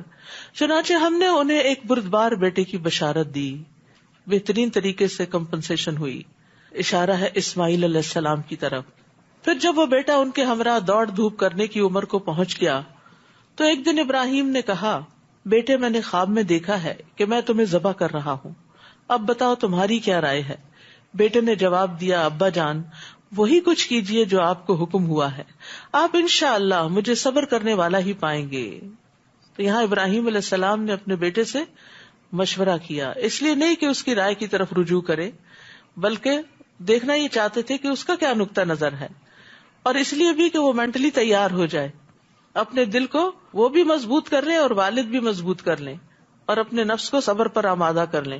تو اسماعیل علیہ السلام نے ان کو بہت ہی خوبصورت جواب دیا، اور اسی وجہ سے آپ دیکھتے ہیں کہ اسماعیل علیہ السلام کی بھی بڑی فضیلت ہے۔ یعنی اسماعیل علیہ السلام نے جب اپنے والد کو آگاہ کیا کہ وہ اپنے نفس کو صبر کے لیے تیار کریں گے، اور پھر یہ ہے کہ اللہ نے چاہا، اللہ کی مشیت کے ساتھ اس کو ملا دیا، اور پھر اسماعیل علیہ السلام کو پیشانی کے بل لٹایا گیا، تو اس وقت انہوں نے سفید رنگ کی قمیص پہن رکھی تھی۔ وہ کہنے لگے ابا جان اس کے علاوہ تو میرے کوئی کپڑے نہیں کہ آپ جس میں مجھے کفن دیں گے، اس لیے آپ انہی کپڑوں کو میرے جسم سے اتار لیں تاکہ بعد میں آپ مجھے اسی میں کفن دے سکیں۔ ابراہیم علیہ السلام نے ان کے کپڑے اتارنے کے لیے جو ہی ہاتھ آگے بڑھایا تو پیچھے سے کسی نے آواز لگائی اے ابراہیم تم نے اپنا خواب سچ کر دکھایا۔ ابراہیم علیہ السلام نے پیچھے مڑ کے دیکھا تو وہ ایک سفید رنگ کا سینگوں والا اور بڑی بڑی آنکھوں والا دمبا کھڑا تھا۔ وَفَدَيْنَاهُ بِذِبْحٍ عَظِيمٍ فَلَمَّا أَسْلَمَا وَتَلَّهُ لِلْجَبِينِ۔ پھر جب وہ دونوں سر تسلیم خم کر گئے اور ابراہیم نے بیٹے کو پیشانی کے بل گرا دیا تو ہم نے اسے پکارا ابراہیم تم نے خواب کو سچ کر دکھایا، ہم یقیناً نیکی کرنے والوں کو ایسا ہی صلہ دیا کرتے ہیں، بلا شبہ یہ ایک صریح آزمائش تھی، اور ہم نے ایک بڑی قربانی بطور فدیہ دے کر اس بیٹے کو چھڑا لیا اور پچھلے لوگوں میں اس کا ذکر خیر چھوڑ دیا۔ یعنی ابراہیم علیہ السلام نے دعا کی تھی نا وَجْعَلْ لِي لِسَانَ صِدْقٍ فِي الْآخِرِينَ، کہ بعد میں آنے والوں میں میری سچی ناموری رکھ، تو اللہ تعالیٰ نے ان کے لیے بعد کے لوگوں کے اندر ایک خاص محبت پیدا کر دی، ان کی تعریف پیدا کر دی. لیکن اس کے برعکس جن لوگوں کے ساتھ انبیاء کا مقابلہ رہا، جیسے فرعون ہے، حامان ہے، قارون ہے، یا پھر نمرود ہے جس کے ساتھ ابراہیم علیہ السلام کا مناظرہ ہوا تھا، تو ان کے لیے کیا ہے؟ بری زبان ہے، یعنی سب ان کو برا بھلا کہتے ہیں. تو یاد رکھیے کسی کی اچھی شہرت جو ہے یہ بھی اللہ تعالیٰ کا ایک انعام ہوتا ہے، اور یہ انسان زبردستی اپنی نہیں بنا سکتا، یہ اللہ ہی کرتا ہے. رسول اللہ صلی اللہ علیہ وسلم نے فرمایا جب اللہ کسی بندے کے ساتھ بھلائی کا ارادہ کرتا ہے تو اسے لوگوں میں نیک شہرت بنا دیتا ہے. تو کسی نے کہا نیک شہرت کیسے عطا کرتا ہے؟ آپ نے فرمایا وہ اس طرح کہ اس کے لیے اس کی موت سے پہلے نیک عمل کرنا آسان کر دیتا ہے، حتیٰ کہ اس کے آس پاس والے اس سے خوش ہو جاتے ہیں، یعنی سارے لوگ اس سے خوش ہو جاتے ہیں. یعنی یہ اللہ کا بہت بڑا انعام اور فضل ہوتا ہے کہ اللہ تعالیٰ کسی کو مرنے سے پہلے یہ نہیں ایک دو دن سے بات نہیں بنتی، وہ بھی ہوتی ہے جب انسان آخر وقت میں کوئی اچھا کام کرتے ہوئے جائے، مثلاً کوئی جمعے کے دن فوت ہو جاتا ہے، یا رمضان پہ فوت ہو جاتا ہے، یا شب قدر میں فوت ہو جاتا ہے، تو لوگ بہرحال اس کی تعریف کرتے ہیں کہ پتہ نہیں اس کی کون سی نیکی تھی جو اس کے کام آ گئی کہ اللہ نے اس کو اتنی اچھی موت دی، کوئی شہادت کی موت ہو کسی کی، اور اسی طرح. اور پھر یہ بھی یاد رکھیے کہ ہر انسان کی آسمان اور زمین میں ایک مخصوص شہرت ہوتی، ہر انسان اپنے اعمال کے ساتھ پہچانا جاتا ہے، اور اس کو آپ بڑی اچھی طرح محسوس کر سکتے ہیں. جتنے بھی بندے آپ کو یاد ہیں نا، جتنے بھی لوگ آپ کے رشتے دار، بچے، سب، ہر ایک کے بارے میں اگر آپ امیجن کریں تو ان کا نام آتے ہی، ان کی بات ہوتے ہی آپ کے سامنے کوئی چیز آ جائے گی، یا اچھی آئے گی یا اچھی نہیں آئے گی. تو وہ کیا امیج آتا ہے آپ کے دل میں کسی کے بارے میں؟ کیا اس کی کوئی نیکی آتی ہے، یا اس کی کوئی برائی آتی ہے، یا اس کی کوئی بدمزاجی آتی ہے، یا اس نے جو آپ کو کوئی دکھ دیا ہو، یا کوئی آپ سے لڑائی جھگڑا کیا ہو، یا آپ کے سامنے کوئی بری حرکتیں کی ہوں؟ تو ہم سب کو بھی سوچنا چاہیے کہ ہم اپنے کیا آثار چھوڑ رہے ہیں، کیا اثرات چھوڑ رہے ہیں، اور ہمارا نام سنتے ہی کیا چیز ڈومیننٹ ہوتی ہے، لوگوں کے ذہن میں کیا امیج آتا ہے.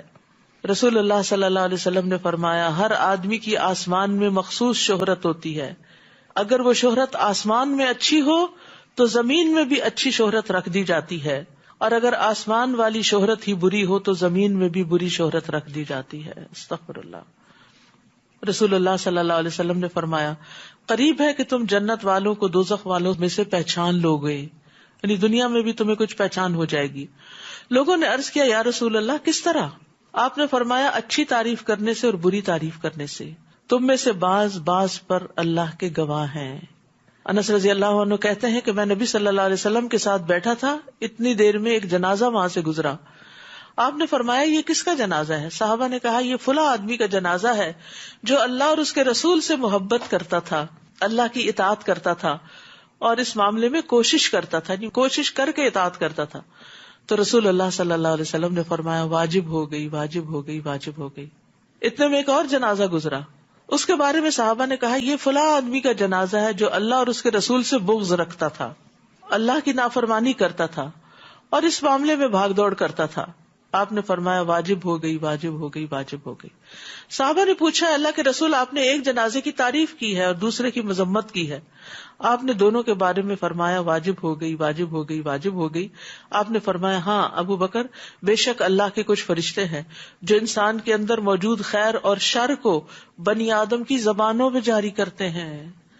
اللہ کے کچھ فرشتے ہیں، وہ فرشتے انسانوں کے دلوں میں وہ بات ڈالتے ہیں جو کسی کے بارے میں یا اچھی ہوتی ہے یا بری ہوتی ہے، یعنی خیر یا شر القاء کرتے ہیں، اس کے دل میں وہ بات ڈالتے ہیں اور پھر اس کے مطابق وہ اپنی رائے دیتا ہے. آپ دیکھیے اکثر لوگ جب پوچھتے ہیں نا آپ سے ریکمنڈیشن لیتے ہیں، فلاں کو آپ ریکمینڈ کرتے ہیں جاب کے لیے یا رشتے کے لیے یا فلاں چیز کے لیے، تو اس وقت لوگ عام طور پر پھر وہ کبھی تو چھپا جاتے ہیں لیکن کبھی بڑی سچی بات بھی کر جاتے ہیں. تو دنیا میں بھی لوگوں کی ریکمنڈیشنز ہوتی ہیں، ان میں تو جھوٹ بھی چل جاتا ہے، دھوکا بھی چل جاتا ہے، لیکن اللہ کے فرشتے نہ دھوکا دیتے ہیں نہ جھوٹ بولتے ہیں. اب اس کا یہ مطلب نہیں کہ ہم کوئی دکھاوے کے ایسے کام شروع کر دیں کہ لوگ دیکھ دے کے واہ واہ کریں اور ہماری تعریفیں شروع کر دیں. نہیں، اگر آپ چھپا کے بھی انتہائی چھپا کے کام کریں گے، انتہائی چھپا کے نیکی کا کام کریں گے، اس نیکی کے بھی اثرات ظاہر ہو جائیں گے. یہ کیسے ہو سکتا ہے کہ ایک بیج زمین میں ڈالا جائے اور پھر وہ پھوٹ کے باہر نہ نکلے؟ جب آپ دل کے اچھے ہوتے ہیں، جب آپ نیت کے اچھے ہوتے ہیں، جب آپ کے اندر اخلاص ہوتا ہے، تو پھر اس وقت آپ کے چھوٹے چھوٹے کام بھی بڑے خوبصورت ہو جاتے ہیں، تھوڑی تھوڑی ایفرٹ بھی بہت بڑی بن جاتی ہے اور ایک نیک شہرت بن جاتی ہے. فرمایا سلام علی ابراہیم کذالک نجزی المحسنین، ابراہیم پر سلام ہو، ہم نیکی کرنے والوں کو ایسا ہی بدلہ دیا کرتے ہیں. بلا شبہ وہ ہمارے مومن بندوں میں سے تھے.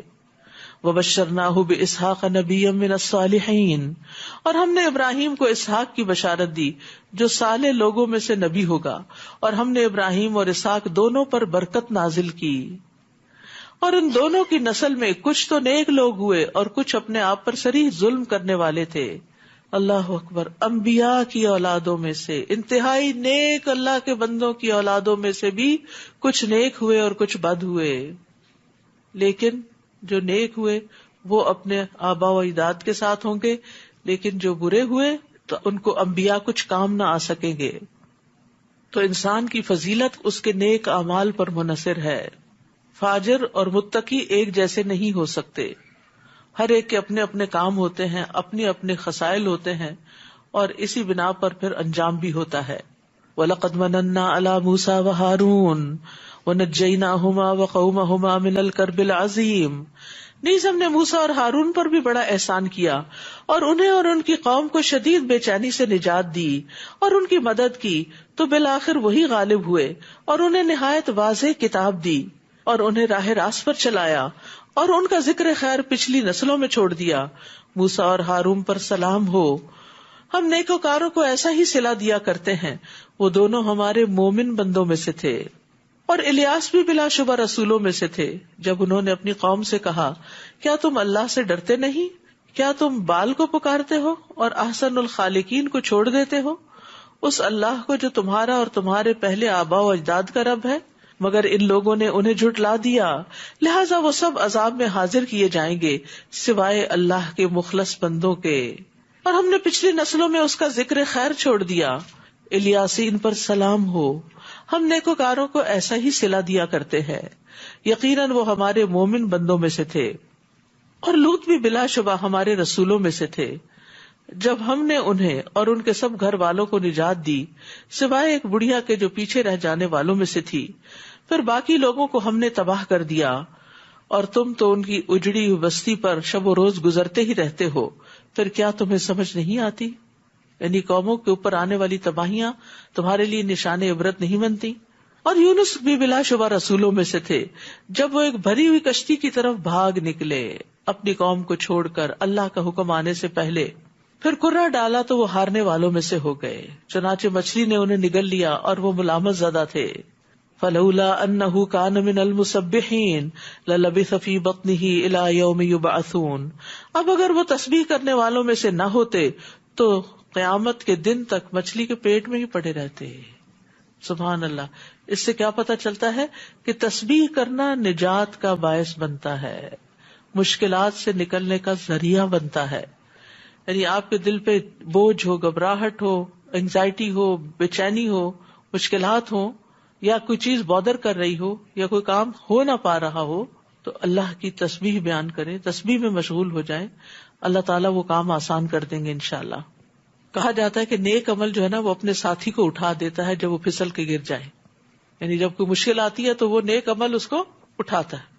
حسن بصری کہتے ہیں وہ مچھلی کے پیٹ میں نمازیں نہیں پڑھتے تھے، لیکن چونکہ انہوں نے پہلے سے ہی خوشحالی میں نیک عمل کر رکھے تھے تو اللہ نے بھی آزمائش کے وقت نیک اعمال کی وجہ سے ان کو یاد رکھا. تو نیک اعمال بھی مصیبت دور کرنے کا ذریعہ بنتے ہیں. فَنَبَذْنَاهُ بِالْعَرَاءِ وَهُوَ سَقِيمٌ.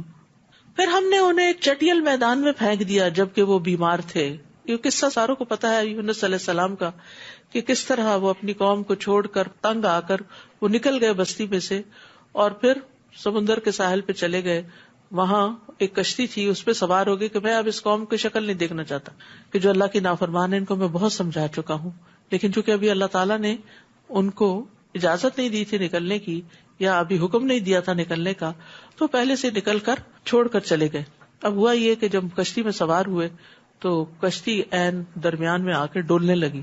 تو اس پر انہوں نے کہا کہ کشتی اس طرح نہیں ڈوبتی سوائے اس کے کہ کوئی شخص اپنے آقا سے بھاگ کر آیا ہو. بہرحال انہوں نے قرآن اندازی کی، وہ یونس علیہ السلام کے نام نکلی اور انہیں سمندر میں پھینک دیا گیا. اور وہاں سے ایک مچھلی نے ان کو نگل لیا اور وہ مچھلی سمندر کی تہوں میں چلی گئی. تو اس وقت انہوں نے اندھیروں میں پکارا اور اپنے رب کی تعریف بیان کی، تسبیح کی. وہ کون سی تسبیح تھی؟ لا الہ الا انت سبحانک انی کنت من الظالمین. تو اللہ تعالیٰ نے ان کو وہاں سے نجات دی. وہ پھر بہت ہی سکڑے ہوئے جسم کے ساتھ سمندر کے کنارے پہ ڈالے گئے. وہاں ایک بیل ان پہ اگا دی گئی اور اس طرح وہ اللہ کی تسبیح کر کے ایک بڑی مشکل سے باہر نکل آئے. پھر ہم نے انہیں ایک چٹیل میدان میں پھینک دیا جبکہ وہ بیمار تھے، اور مچھلی کے پیٹ میں پتہ نہیں کتنے ایسڈز ہوں گے جنہوں نے ان کی کھال کو جلا دیا ہوگا، اور ان پر ایک بیلدار درخت اگا دیا. کہتے ہیں کہ کدو کا درخت تھا. وَأَرْسَلْنَاهُ إِلَى 100,000 أَوْ يَزِيدُونَ، اور اس کے بعد انہیں 1,00,000 یا اس سے زیادہ لوگوں کی طرف بھیجا. چنانچہ وہ لوگ ایمان لے آئے تو ہم نے انہیں کچھ مدت زندگی سے فائدہ اٹھانے کا موقع دیا. آپ ان لوگوں سے پوچھئے کیا آپ کے رب کے لیے تو بیٹیاں ہوں اور ان کے لیے ہوں بیٹے، یا ہم نے فرشتوں کو عورتیں ہی پیدا کیا تھا اور یہ اس وقت موجود تھے؟ الا انہم من افکہم لیقولون ولد اللہ وانہم لکاذبون. یاد رکھو یہ لوگ جھوٹ گھر کر یہ بات کہتے ہیں کہ اللہ کی اولاد ہے، اور یہ لوگ یقیناً جھوٹے ہیں. کیا اللہ نے بیٹوں کے بجائے بیٹیوں کو پسند کیا؟ تمہیں کیا ہو گیا ہے؟ یہ تم کیسا فیصلہ کرتے ہو؟ افلا تذکرون، کیا تم کچھ بھی ہوش سے کام نہیں لیتے؟ کیا تم نصیحت نہیں پکڑتے؟ کیا تمہارے پاس کوئی صریح دلیل ہے؟ اگر تم سچے ہو تو ایسی تحریر لا کر دکھاؤ. نیز ان لوگوں نے اللہ اور جنوں کے درمیان رشتہ داری بنا ڈالی، حالانکہ جن خوب جانتے ہیں کہ وہ مجرم کی حیثیت سے پیش کیے جائیں گے. ان کا خیال یہ تھا کہ اللہ نے نعوذ باللہ جنوں سے رشتہ ازواج قائم کیا جس کے نتیجے میں فرشتے پیدا ہوئے. سبحان اللہ اما یصفون، اللہ تعالیٰ ان سب باتوں سے پاک ہے جو یہ لوگ بیان کرتے ہیں. الا عباد اللہ المخلصین، سوائے اللہ کے مخلص بندوں کے جو ایسے اتہام نہیں لگاتے. فإنکم وما تعبدون، بلا شبہ وہ اور جن کی تم پوجا کرتے ہو ان مخلص بندوں کو اللہ کے خلاف فتنے میں نہیں ڈال سکتے سوائے اس کے جو جہنم میں داخل ہونے والا ہو. اور ہم فرشتوں میں سے ہر ایک کا ایک مقام معلوم ہے، اور ہم صف بستہ رہنے والے ہیں اور تسبیح کرنے والے ہیں. یعنی یہ فرشتوں کے کچھ کام بتائے گئے ہیں. رسول اللہ صلی اللہ علیہ وسلم سے سوال کیا گیا کون سا کلام افضل ہے؟ آپ نے فرمایا جو اللہ نے اپنے فرشتوں اور اپنے بندوں کے لیے چنا ہے، سبحان اللہ و بحمدہ. اور یہ تسبیح فرشتوں کی خوراک بھی ہے.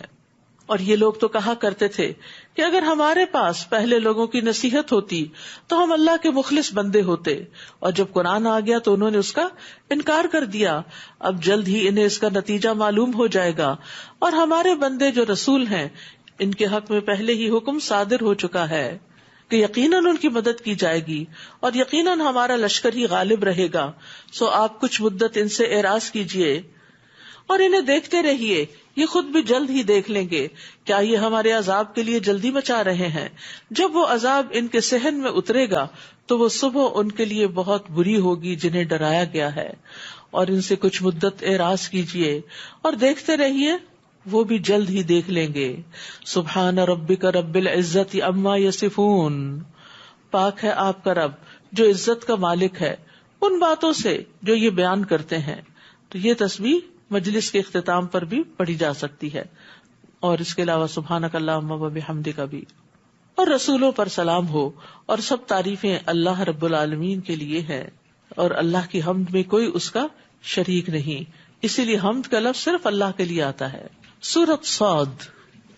بسم اللہ الرحمن الرحیم.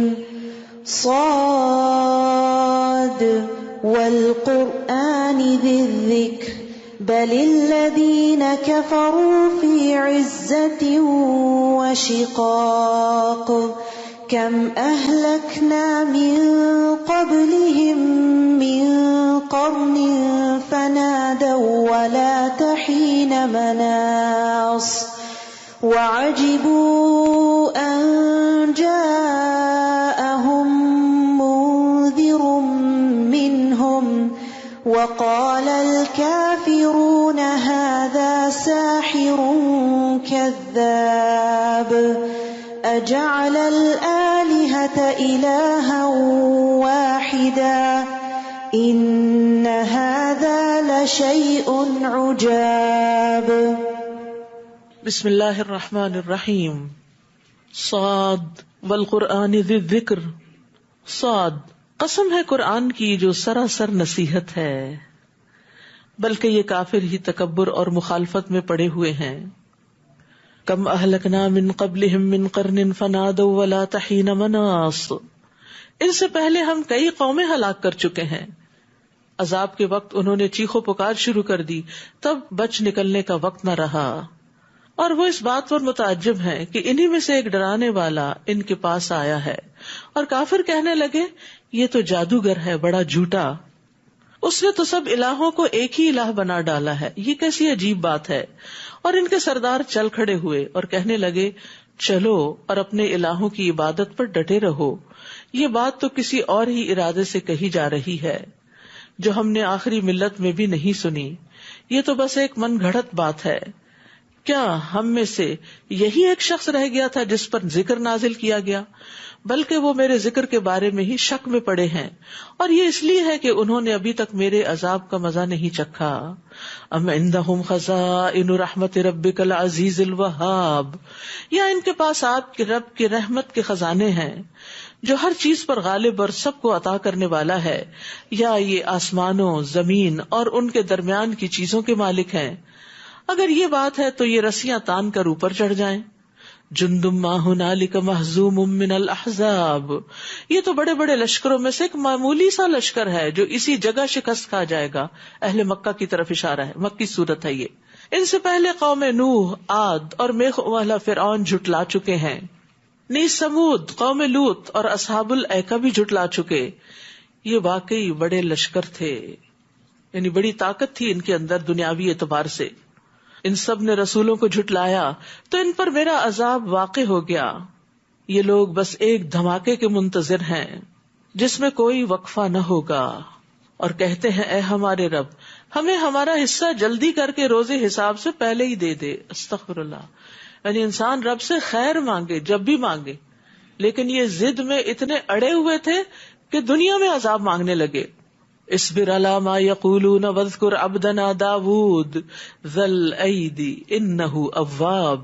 نبی صلی اللہ علیہ وسلم کو تسلی دی جا رہی ہے، آپ ان کی باتوں پر صبر کیجئے اور ہمارے بندے داؤد کو یاد کیجئے علیہ السلام. بلا شبہ وہ صاحب قوت اور ہماری طرف رجوع کرنے والے تھے. یعنی قوت نے انہیں سرکش نہیں بنایا تھا بلکہ شکر گزار بنا دیا.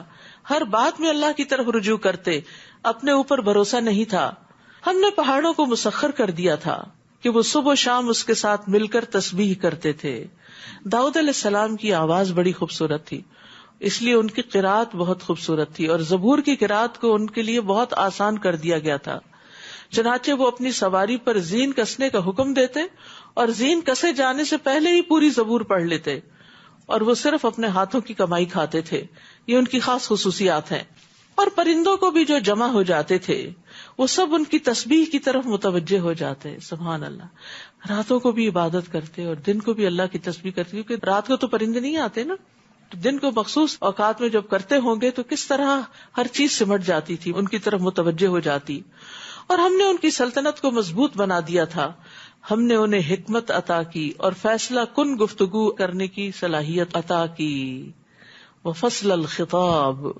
یہ بھی بڑی خوبیوں میں سے خوبی ہے کہ انسان کے اندر فیصلہ کرنے کی صلاحیت ہو، ڈیسیژن پاور ہو، اور اس کے ساتھ ساتھ حکمت بھی ہو. تو اب آپ دیکھیے کہ داؤد علیہ السلام ہو یا سلیمان علیہ السلام، ان کے اندر دین اور دنیا کا بہترین امتزاج ملتا ہے، بہترین بیلنس ملتا ہے. دنیاوی اعتبار سے بھی وہ بہت زیادہ ایڈوانس تھے اور دین میں بھی وہ بہت آگے تھے. وَالطَّيْرَ مَحْشُورَةً كُلٌّ لَهُ أَوَّابٌ. اور پرندوں کو بھی جو جمع ہو جاتے تھے وہ سب ان کی تسبیح کی طرف متوجہ ہو جاتے تھے. اور ہم نے ان کی سلطنت کو مضبوط بنا دیا تھا. ہم نے انہیں حکمت عطا کی تھی اور فیصلہ کن گفتگو عطا کی تھی.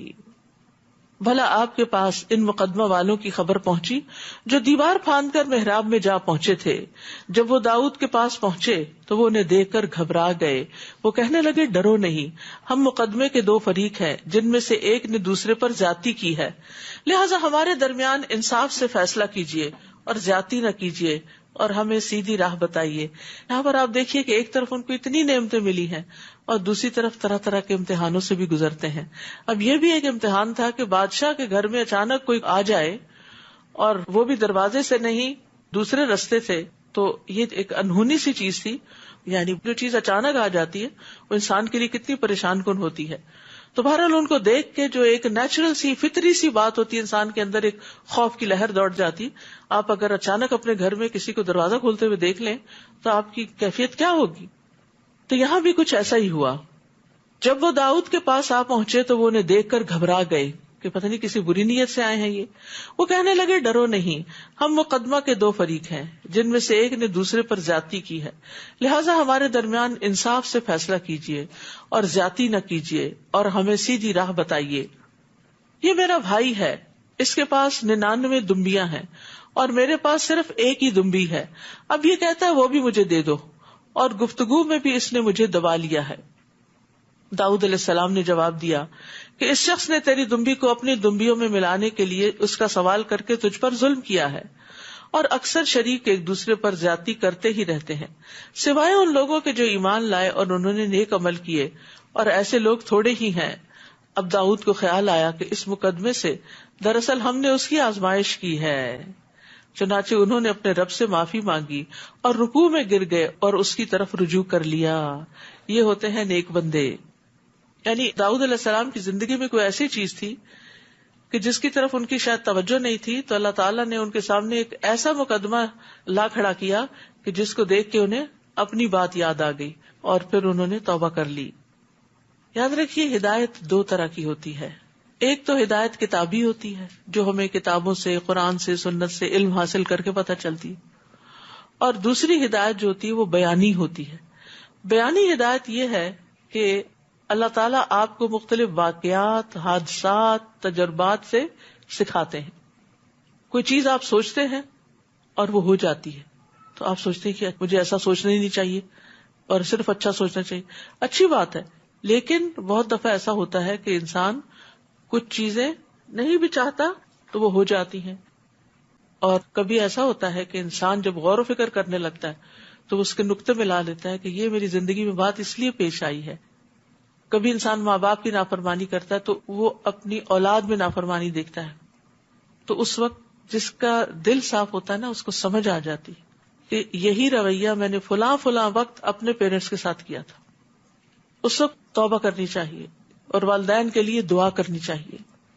اسی طرح کسی انسان کے ساتھ آپ زیادتی کر چکے، آپ نے کسی کو کوئی مخصوص قسم کے لفظ سے پکارا اور کچھ ہی دن کے بعد کسی نے آپ کو وہی کچھ کہا. اب اگر آپ کا دل جاگتا ہے نا تو آپ کو فوراً پتہ چل جاتا ہے کہ میں نے فلاں کے ساتھ ٹھیک نہیں کیا تھا، مجھے اس سے سوری کر لینا چاہیے.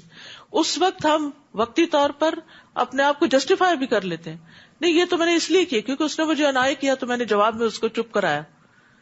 لیکن بعض اوقات چپ کرانے کا بھی ایک طریقہ ہوتا ہے، زیادتی کے ساتھ نہیں چپ کرایا جاتا. تو بہرحال اس جگہ پر سلیمان علیہ السلام نے سجدہ بھی کیا تھا، اور یہاں سجدہ کی آیت ہے فَغَفَرْنَا لَهُ ذَلِكَ وَإِنَّ لَهُ عِندَنَا لَزُلْفَىٰ وَحُسْنَ مَآبٍ. تب ہم نے ان کی یہ غلطی معاف کر دی اور ہمارے ہاں یقیناً اسے بڑا قرب ملے گا اور اچھا ٹھکانہ ہوگا.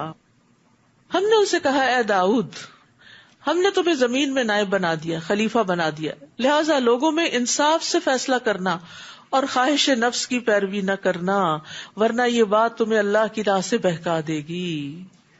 لوگوں میں انصاف کے ساتھ فیصلہ اور خواہش نفس کی بنا پہ فیصلہ نہیں، فیورٹزم نہیں. جو لوگ اللہ کی راہ سے بہک جاتے ہیں ان کے لیے سخت عذاب ہے، کیونکہ وہ روز حساب کو بھول گئے.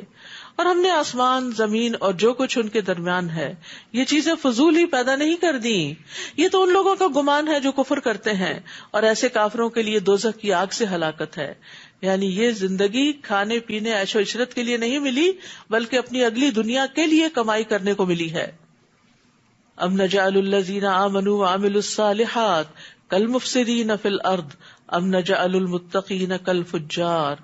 کیا ہم ان لوگوں کو جو ایمان لائے اور نیک عمل کیے ان لوگوں کی طرح کر دیں گے جو زمین میں فساد کرتے پھرتے ہیں؟ دونوں کا انجام برابر ہو جائے.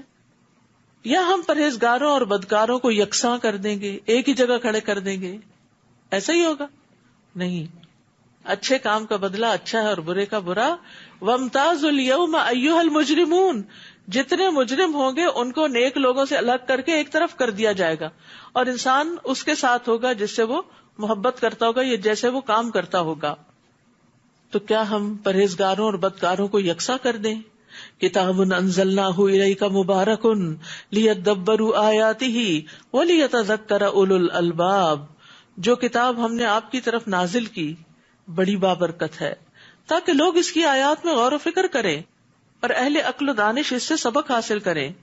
تو یاد رکھیے کہ قرآن میں اللہ نے برکت رکھ دی، اور یہ برکت تمام آیات کے اندر ہے، کیونکہ وہ سب یا تو بھلائی کرنے والی ہیں، رہنمائی کرنے والی ہیں، یا شر اور فساد سے پھیرنے والی ہیں، اور دنیا اور آخرت میں خیر اور بھلائی کا ذریعہ ہے، اور اس سے بڑی اور کوئی برکت نہیں.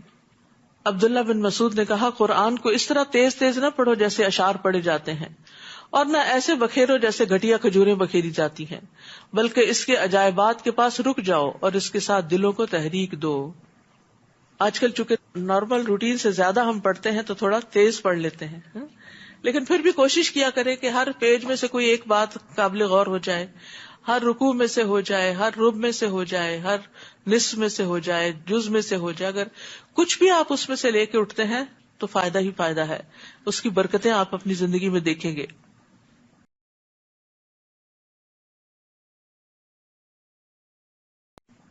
اور داؤد کو ہم نے سلیمان عطا کیا، وہ بہت اچھا بندہ، اپنے رب کی طرف بکثرت رجوع کرنے والا تھا.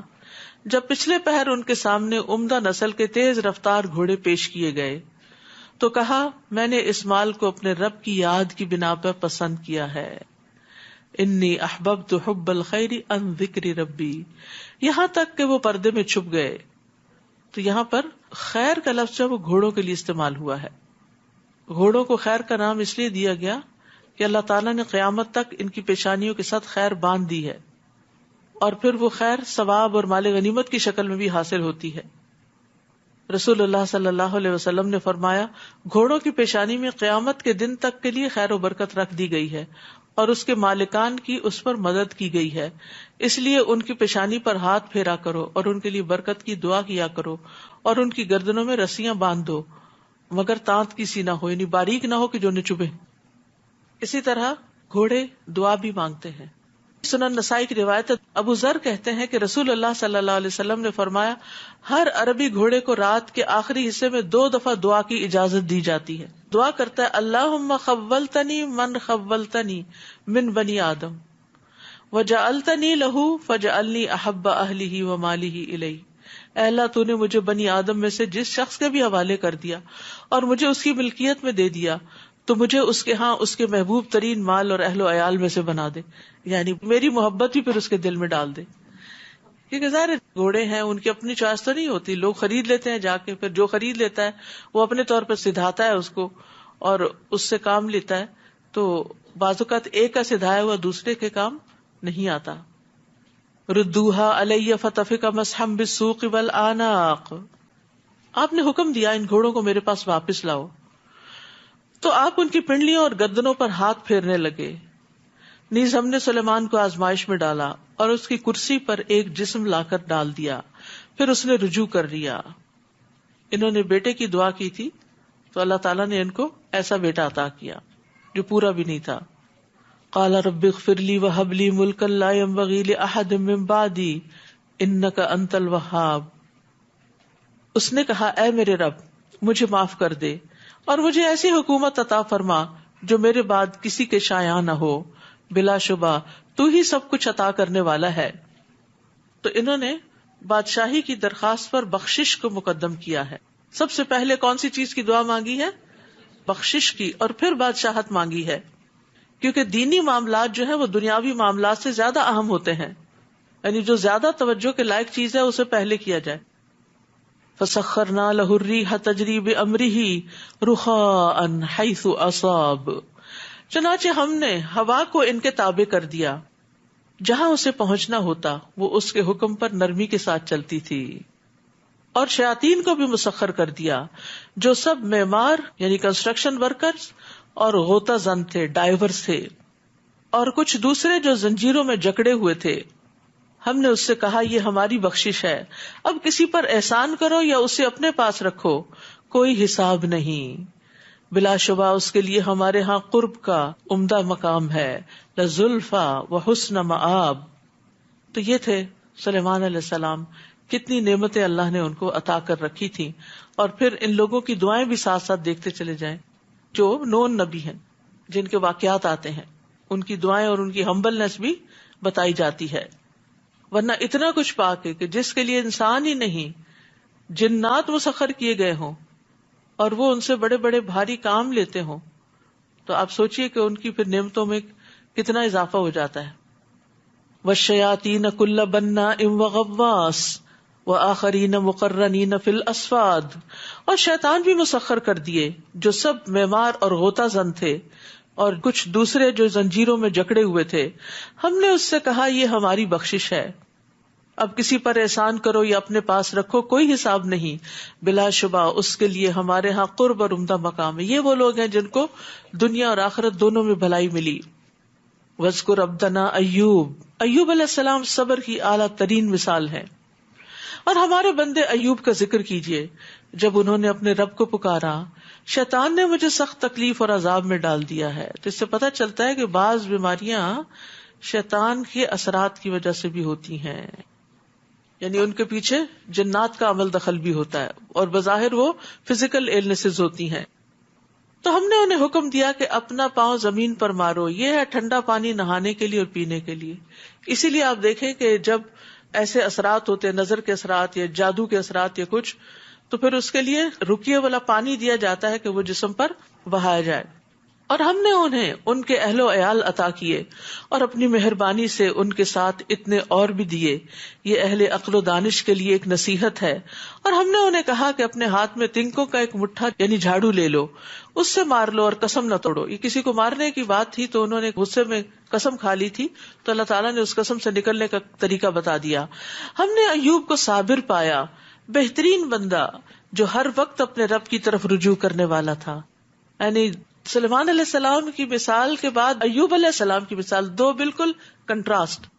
سلیمان علیہ السلام کو اللہ تعالیٰ نے ہر طرح کی نعمتیں دی ہوئی تھی اور وہ اس میں اواب تھے اور منیب تھے اور شکر گزار تھے، اور ایوب علیہ السلام سے ساری نعمتیں لے لی گئی تھی اور یہ اپنی اس حالت میں بھی شکر گزار تھے، رجوع کرنے والے تھے۔ تو اس سے پتہ چلتا ہے کہ یہ ہے پیغمبر جن کی اقتداء کی جانی چاہیے، کہ جو خوشحالی میں بھی اللہ کو یاد رکھتے ہیں اور بدحالی میں بھی۔ رسول اللہ صلی اللہ علیہ وسلم نے فرمایا، اللہ کے نبی ایوب علیہ السلام 18 سال بیمار رہے، 18 years۔ قریبی اور دور کے لوگ سب نے ان کو چھوڑ دیا، پھر اللہ تعالیٰ نے ان کی طرف وحی کی جس سے اللہ نے ان کی تمام بیماریاں دور کر دی اور وہ پہلے سے بھی بہتر ہو گئے۔ اور ہمارے بندوں ابراہیم، اسحاق اور یعقوب کو یاد کیجئے، جو بڑی قوت رکھنے والے اور صاحبان بصیرت تھے، یعنی جسمانی قوت بھی تھی اور دماغی قوت بھی تھی، سمجھ بوجھ بھی بہت تھی۔ انا اخلصناہم بخالصۃ ذکر الدار، ہم نے انہیں ایک خاص صفت کی بنا پر چن لیا تھا اور وہ تھی آخرت کی یاد۔ ہمارے ہاں وہ یقیناً چنے ہوئے بہترین لوگوں میں سے تھے۔ وَاذْكُرْ إِسْمَاعِيلَ وَالْيَسَعَ وَذَا الْكِفْلِ وَكُلٌّ مِّنَ الْأَخْيَارِ، اور اسماعیل، الیسع اور ذوالکفل کا بھی ذکر کر دیجئے، ان میں سے ہر ایک نیک تھا۔ یہ تو ان کا ذکر ہے، جبکہ حقیقت یہ ہے کہ سب پرہیزگاروں کے لیے اچھا ٹھکانہ ہے۔ جو بھی ان انبیاء کے طریقے پر چلے گا وہ اچھے انجام کو پہنچے گا۔ جنات عدن مفتحۃ لہم الابواب، یعنی ہمیشہ رہنے والے باغ جن کے دروازے ان کے لیے کھلے ہوں گے۔ جنت کے 8 دروازے ہیں اور ان کی چوڑائی بھی بہت بڑی ہے۔ نبی صلی اللہ علیہ وسلم نے فرمایا، اس ذات کی قسم جس کے ہاتھ میں میری جان ہے، یقیناً جنت کے دروازوں کے دونوں کناروں میں اتنا فاصلہ ہے جتنا مکہ اور ہمیر میں یا مکہ اور بصرہ میں ہے، یعنی ایک دروازہ اتنا بڑا۔ اور جنت کے دروازوں کے نام بھی ہے، کوئی باب الصلاۃ ہے، کوئی باب الریان ہے، کوئی باب الجہاد ہے، کوئی باب الصدقہ ہے۔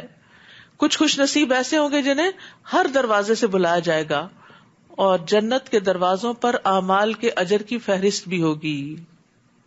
ایک آدمی جنت میں داخل ہوا اور دیکھا کہ اس کے دروازے پہ لکھا ہوا ہے صدقہ کا ثواب 10 گنا اور قرضے کا ثواب 18 گنا، یعنی اگر وہ کسی کو قرضہ دیتا ہے تو ہر روز اس کے اجر میں 18 گنا اضافہ ہوتا رہتا ہے. وہ ان میں تکیہ لگائے ہوئے ہوں گے اور وہاں بہت سے لذیذ میوے اور مشروب طلب کریں گے. نیز ان کے پاس نگاہیں جھکانے والی ہم عمر بیویاں ہوں گی. یہ وہ چیزیں ہیں جن کا روز حساب کے لیے تم سے وعدہ کیا جاتا ہے. یہ جو نگاہ جھکانے والی بات ہے نا، یہ دوسری دفعہ آ رہی ہے. اب عورت کا حسن جو ہے وہ اس کی حیا میں ہے کہ بلا وجہ مردوں کو نہ دیکھے، بات بھی کرے تو اس طرح، یعنی چہرے پہ آنکھیں گاڑ کے نہیں دیکھے. اور ایک اور معنی اس کا یہ ہے کہ وہ اپنے شوہر ہی کی طرف دیکھنے والی ہوں گی، کسی اور مرد کی چاہت نہیں رکھنے والی ہوں گی. یہ جنت میں جانے والی خواتین کی خاص خوبی ہے. ان هذا لرزقنا ما له من نفاد هذا وان للطاغین لشر مآب. بلا شبہ یہ ہمارا رزق ہے جو کبھی ختم نہ ہوگا. یہ تو تھا پرہیزگاروں کا انجام، اور سرکشوں کے لیے بہت برا ٹھکانہ ہوگا، یعنی دوزخ جس میں وہ داخل ہوں گے، جو بہت بری جگہ ہے. یہ ہے ان کا انجام. اب وہ مزہ چکھیں کھولتے ہوئے پانی کا اور پیپ کا، اور ایسی ہی کئی قسم کی دوسری چیزوں کا. دیکھو یہ ایک اور لشکر تمہارے پیروں کا تمہارے ساتھ گھسا چلا آ رہا ہے، انہیں کوئی خوش آمدید نہیں. یہ بھی دوزخ میں آ رہے ہیں. ان جنتیوں کو کیسے مرحبا کیا جائے گا کہ ہر دروازے سے پکارا جائے گا، اور یہاں ان کو ویلکم نہیں کیا جائے گا.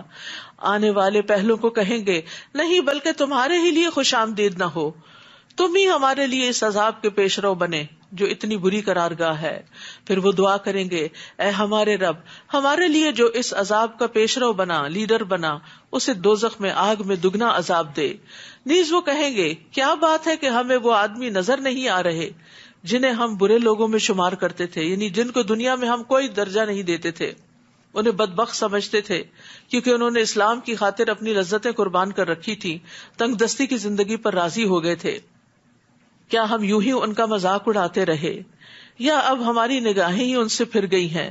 یہ بات یقیناً سچ ہے کہ دوزخی باہم ایسے ہی جھگڑتے ہوں گے.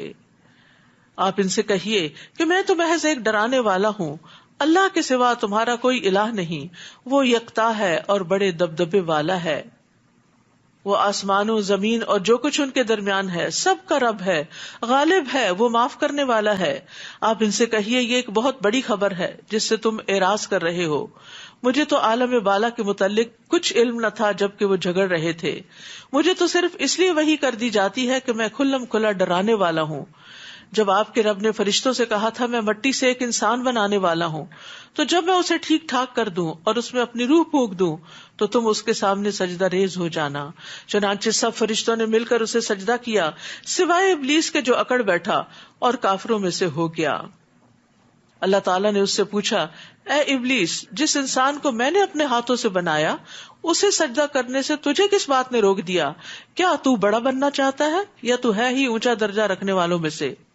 کہنے لگا، میں اس سے بہتر ہوں کیونکہ تو نے مجھے آگ سے پیدا کیا اور اسے مٹی سے پیدا کیا. اللہ تعالیٰ نے فرمایا، نکل جا یہاں سے، تو مردود ہے اور روز قیامت تک تجھ پر میری لعنت ہے. وہ کہنے لگا، میرے رب، پھر مجھے اس وقت تک مہلت دے دے جب لوگ دوبارہ اٹھائے جائیں گے. فرمایا، اچھا، تمہیں مہلت دی جاتی ہے اور اس دن تک جس کا وقت مجھے معلوم ہے.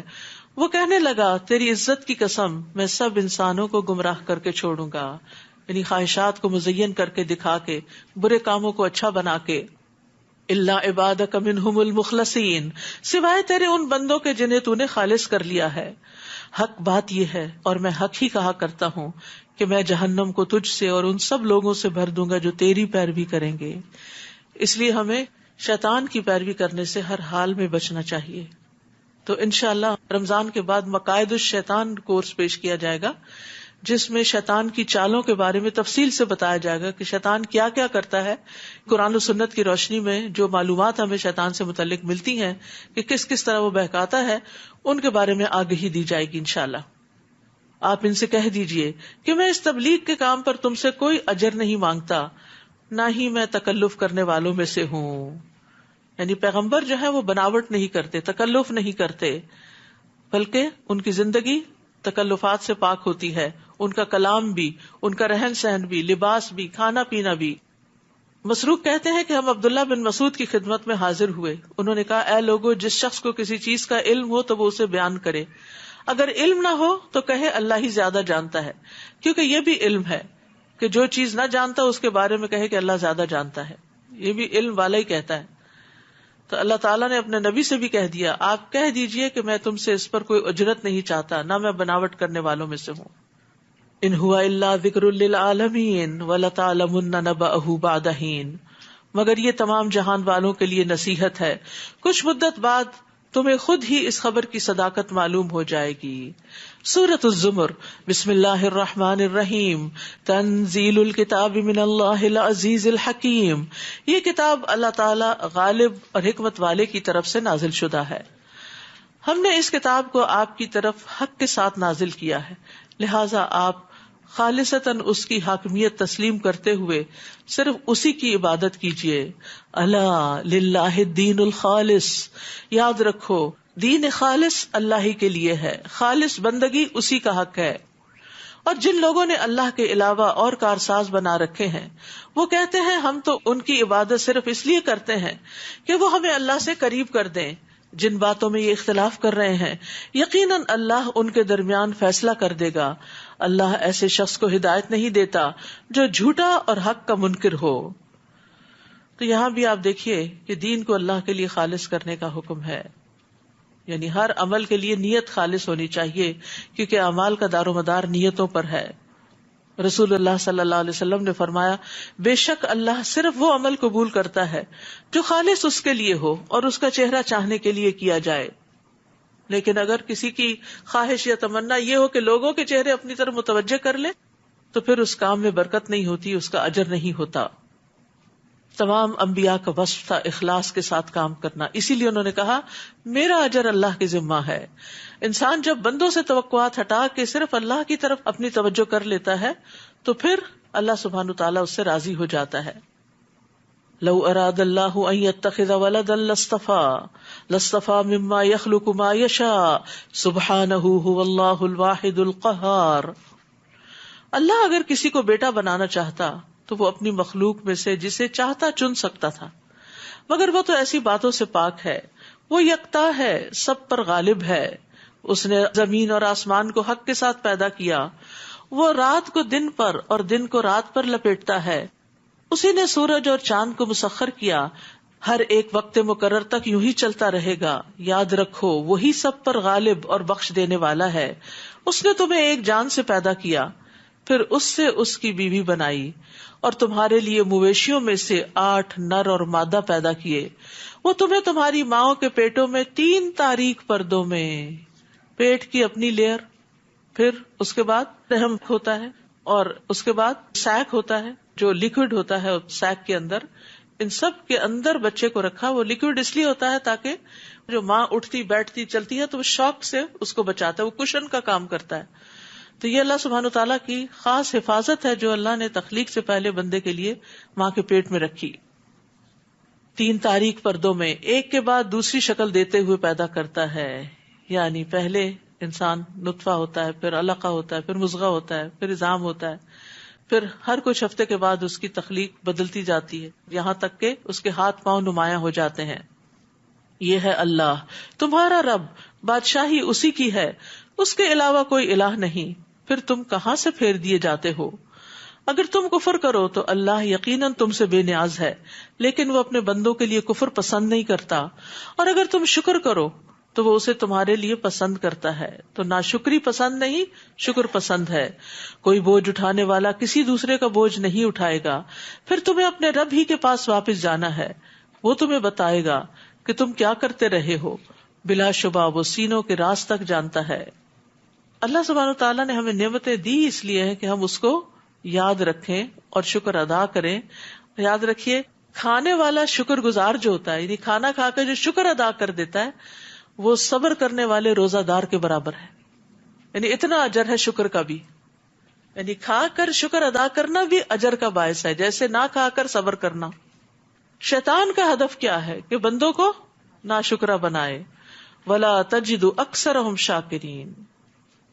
اور جب انسان کو کوئی تکلیف پہنچتی ہے تو اپنے رب کی طرف رجوع کرتے ہوئے اسے پکارتا ہے، پھر جب وہ اسے اپنی نعمت سے نوازتا ہے تو اسے یوں بھول جاتا ہے جیسے اس سے پہلے اس نے اپنے رب کو پکارا ہی نہ تھا، اور اللہ کے شریک بنانے لگتا ہے تاکہ دوسروں کو بھی اس کی راہ سے بہکا دے۔ اسے کہیے کہ اپنے کفر کا تھوڑا سا فائدہ اٹھا لے، تو یقیناً اہل جہنم میں سے ہے۔ امن هو قانت آناء اللیل ساجدا وقائما، کیا ایسا شخص بہتر ہے جو رات کے اوقات میں قیام اور سجدے میں عبادت کرتے وقت گزارتا ہے، آخرت سے ڈرتا ہے اور اپنے رب کی رحمت کا امیدوار ہے؟ آپ ان سے پوچھئے کیا جاننے والے اور نہ جاننے والے دونوں برابر ہو سکتے ہیں؟ مگر ان باتوں سے سبق تو وہی حاصل کرتے ہیں جو عقل و دانش والے ہوں۔ تو اب یہ اخلاص کیسے پیدا کیا جائے؟ یہ اخلاص پیدا ہوتا ہے رات کی عبادت سے، جب کوئی دیکھ نہیں رہا ہوتا اور دل بھی اللہ کی طرف زیادہ متوجہ ہوتا ہے اور اس میں ریاکاری بھی نہیں ہوتی۔ ایک اور روایت سے پتہ چلتا ہے کہ مومن کا شرف کیا ہے۔ مومن کا شرف قیام اللیل میں ہے۔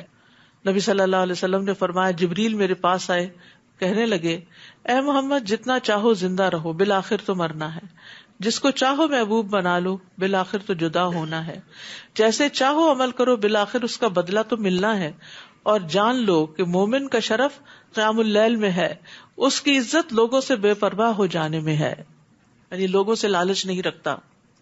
قل یا عباد الذین آمنوا اتقوا ربکم للذین احسنوا فی ہذہ الدنیا حسنہ وارض اللہ واسعہ انما یوفی الصابرون اجرہم بغیر حساب۔ آپ کہہ دیجئے، اے میرے بندو جو ایمان لائے ہو، اتقوا ربکم، اپنے رب سے ڈرتے رہو۔ جو لوگ نیک کام کرتے ہیں ان کے لیے اس دنیا میں بھی بھلائی ہے۔ یہ کتنی بڑی خوشخبری ہے، نیکی کا فائدہ دنیا میں بھی ملے گا، اور اللہ کی زمین وسیع ہے، بلا شبہ صبر کرنے والوں کو ان کا اجر بلا حساب دیا جائے گا۔ حضرت علی کہتے ہیں کہ ہر اطاعت کرنے والے کو اجر ماپ کے دیا جائے گا اور اس کے اجر کا وزن کیا جائے گا، سوائے صبر کرنے والوں کے، ان کو ان کا اجر چلو بھر بھر کے دیا جائے گا، یعنی مقدار ہی نہیں ہوگی، بے حساب۔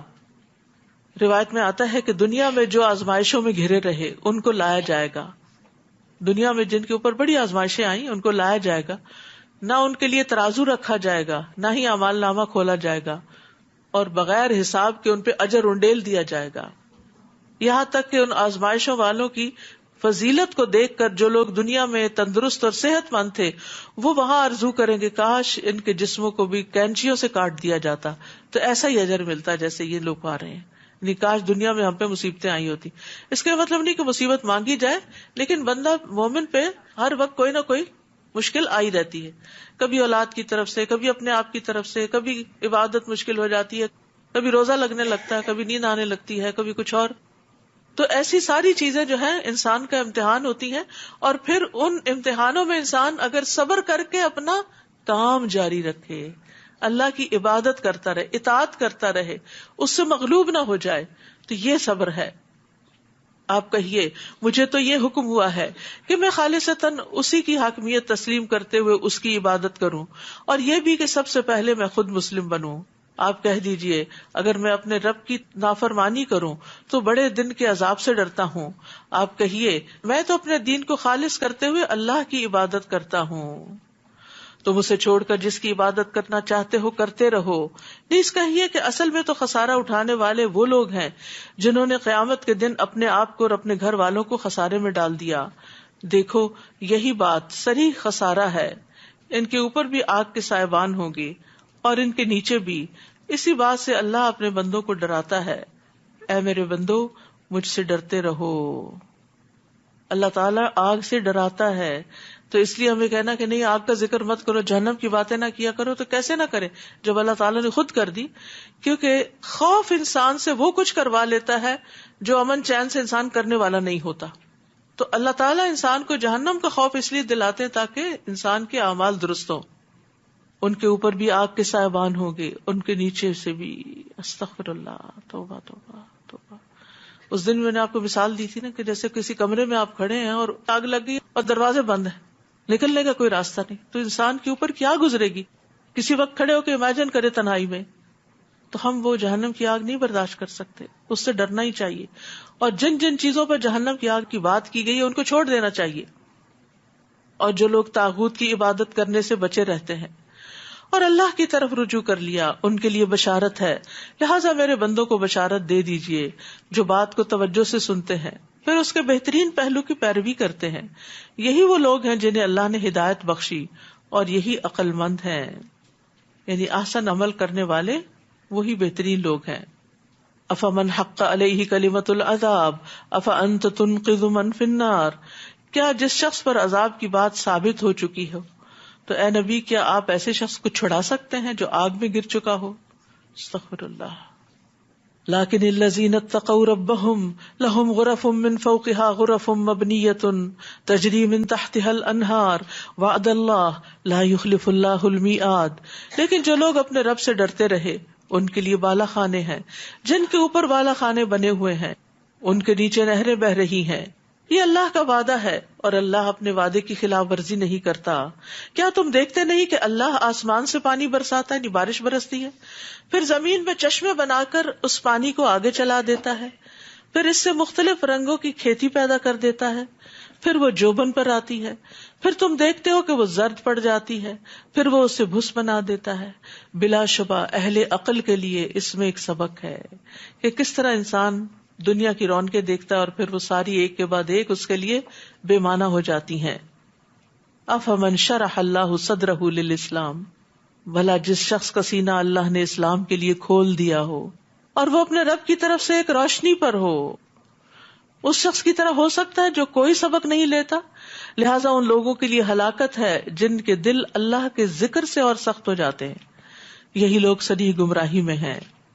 تو یہ جو شرح صدر کی بات کی گئی نا، تو شرح صدر کب ہوتا ہے، کس کے سینہ اللہ کھول دیتا ہے؟ جب انسان شرک کو چھوڑ کر توحید پر آ جاتا ہے، جہالت چھوڑ کر علم پر آ جاتا ہے، غفلت چھوڑ کر اللہ کی طرف رجوع کرتا ہے اور اللہ کے ذکر پر دوام کرتا ہے، لوگوں کے ساتھ حسن سلوک کرتا ہے، بہادری سے کام کرتا ہے، اس کا دل کشادہ ہوتا ہے، ڈرتا نہیں، دل سے کینہ نکال دیتا ہے، فضول کاموں کو چھوڑ دیتا ہے.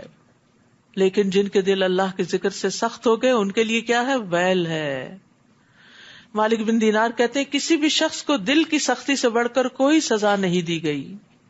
ہارڈ ہارٹڈ سب سے سخت چیز ہے. حضرت عائشہ سے روایت ہے، وہ کہتی ہے کہ کچھ دیہاتی رسول اللہ صلی اللہ علیہ وسلم کی خدمت میں آئے اور کہنے لگے کیا آپ اپنے بچوں کو چومتے ہیں؟ آپ نے فرمایا ہاں. تو وہ دیہاتی کہنے لگے ہم تو اللہ کی قسم اپنے بچوں کو نہیں چومتے. تو آپ نے فرمایا اگر اللہ نے تمہارے اندر سے رحم اٹھا لیا ہے تو میں کیا کر سکتا ہوں. تو دل سخت ہونا جو ہے بدبختی کی علامت ہے. ایک شخص نے آپ سے اپنے دل کی سختی کی شکایت کی تو آپ نے فرمایا اگر تم دل کو نرم کرنا چاہتے ہو تو مسکین کو کھانا کھلاؤ اور یتیم کے سر پہ ہاتھ پھیرو.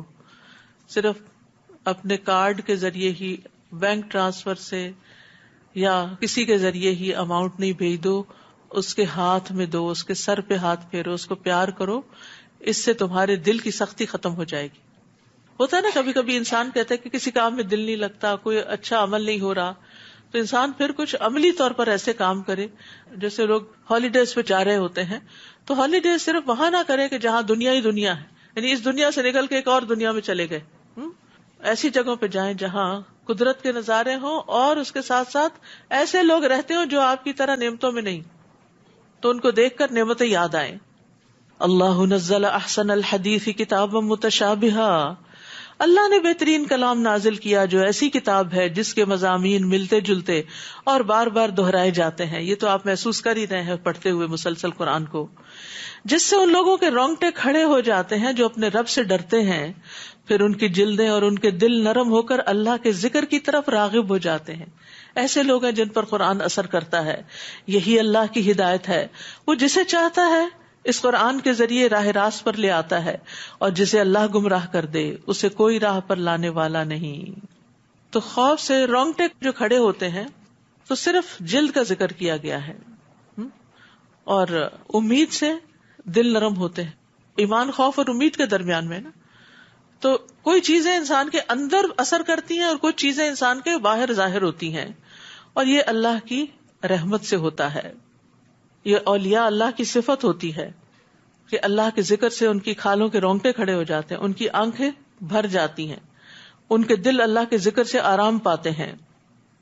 کیا پھر وہ شخص جو قیامت کے دن سخت عذاب کو اپنے چہرے پر روکے گا، اس کی بے بسی کا کچھ اندازہ ہو سکتا ہے، اور ظالموں سے کہا جائے گا مزہ چکھو جو تم کمایا کرتے تھے، ان سے پہلے کے لوگوں نے بھی جھٹلایا تو ان کو ایسی جگہ سے عذاب آیا جس کا انہیں گمان بھی نہیں تھا، پھر اللہ نے انہیں دنیا کی زندگی میں ہی رسوائی کا مزہ چکھا دیا، اور آخرت کا عذاب تو کہیں بڑھ کر ہے، کاش وہ جانتے ہوتے۔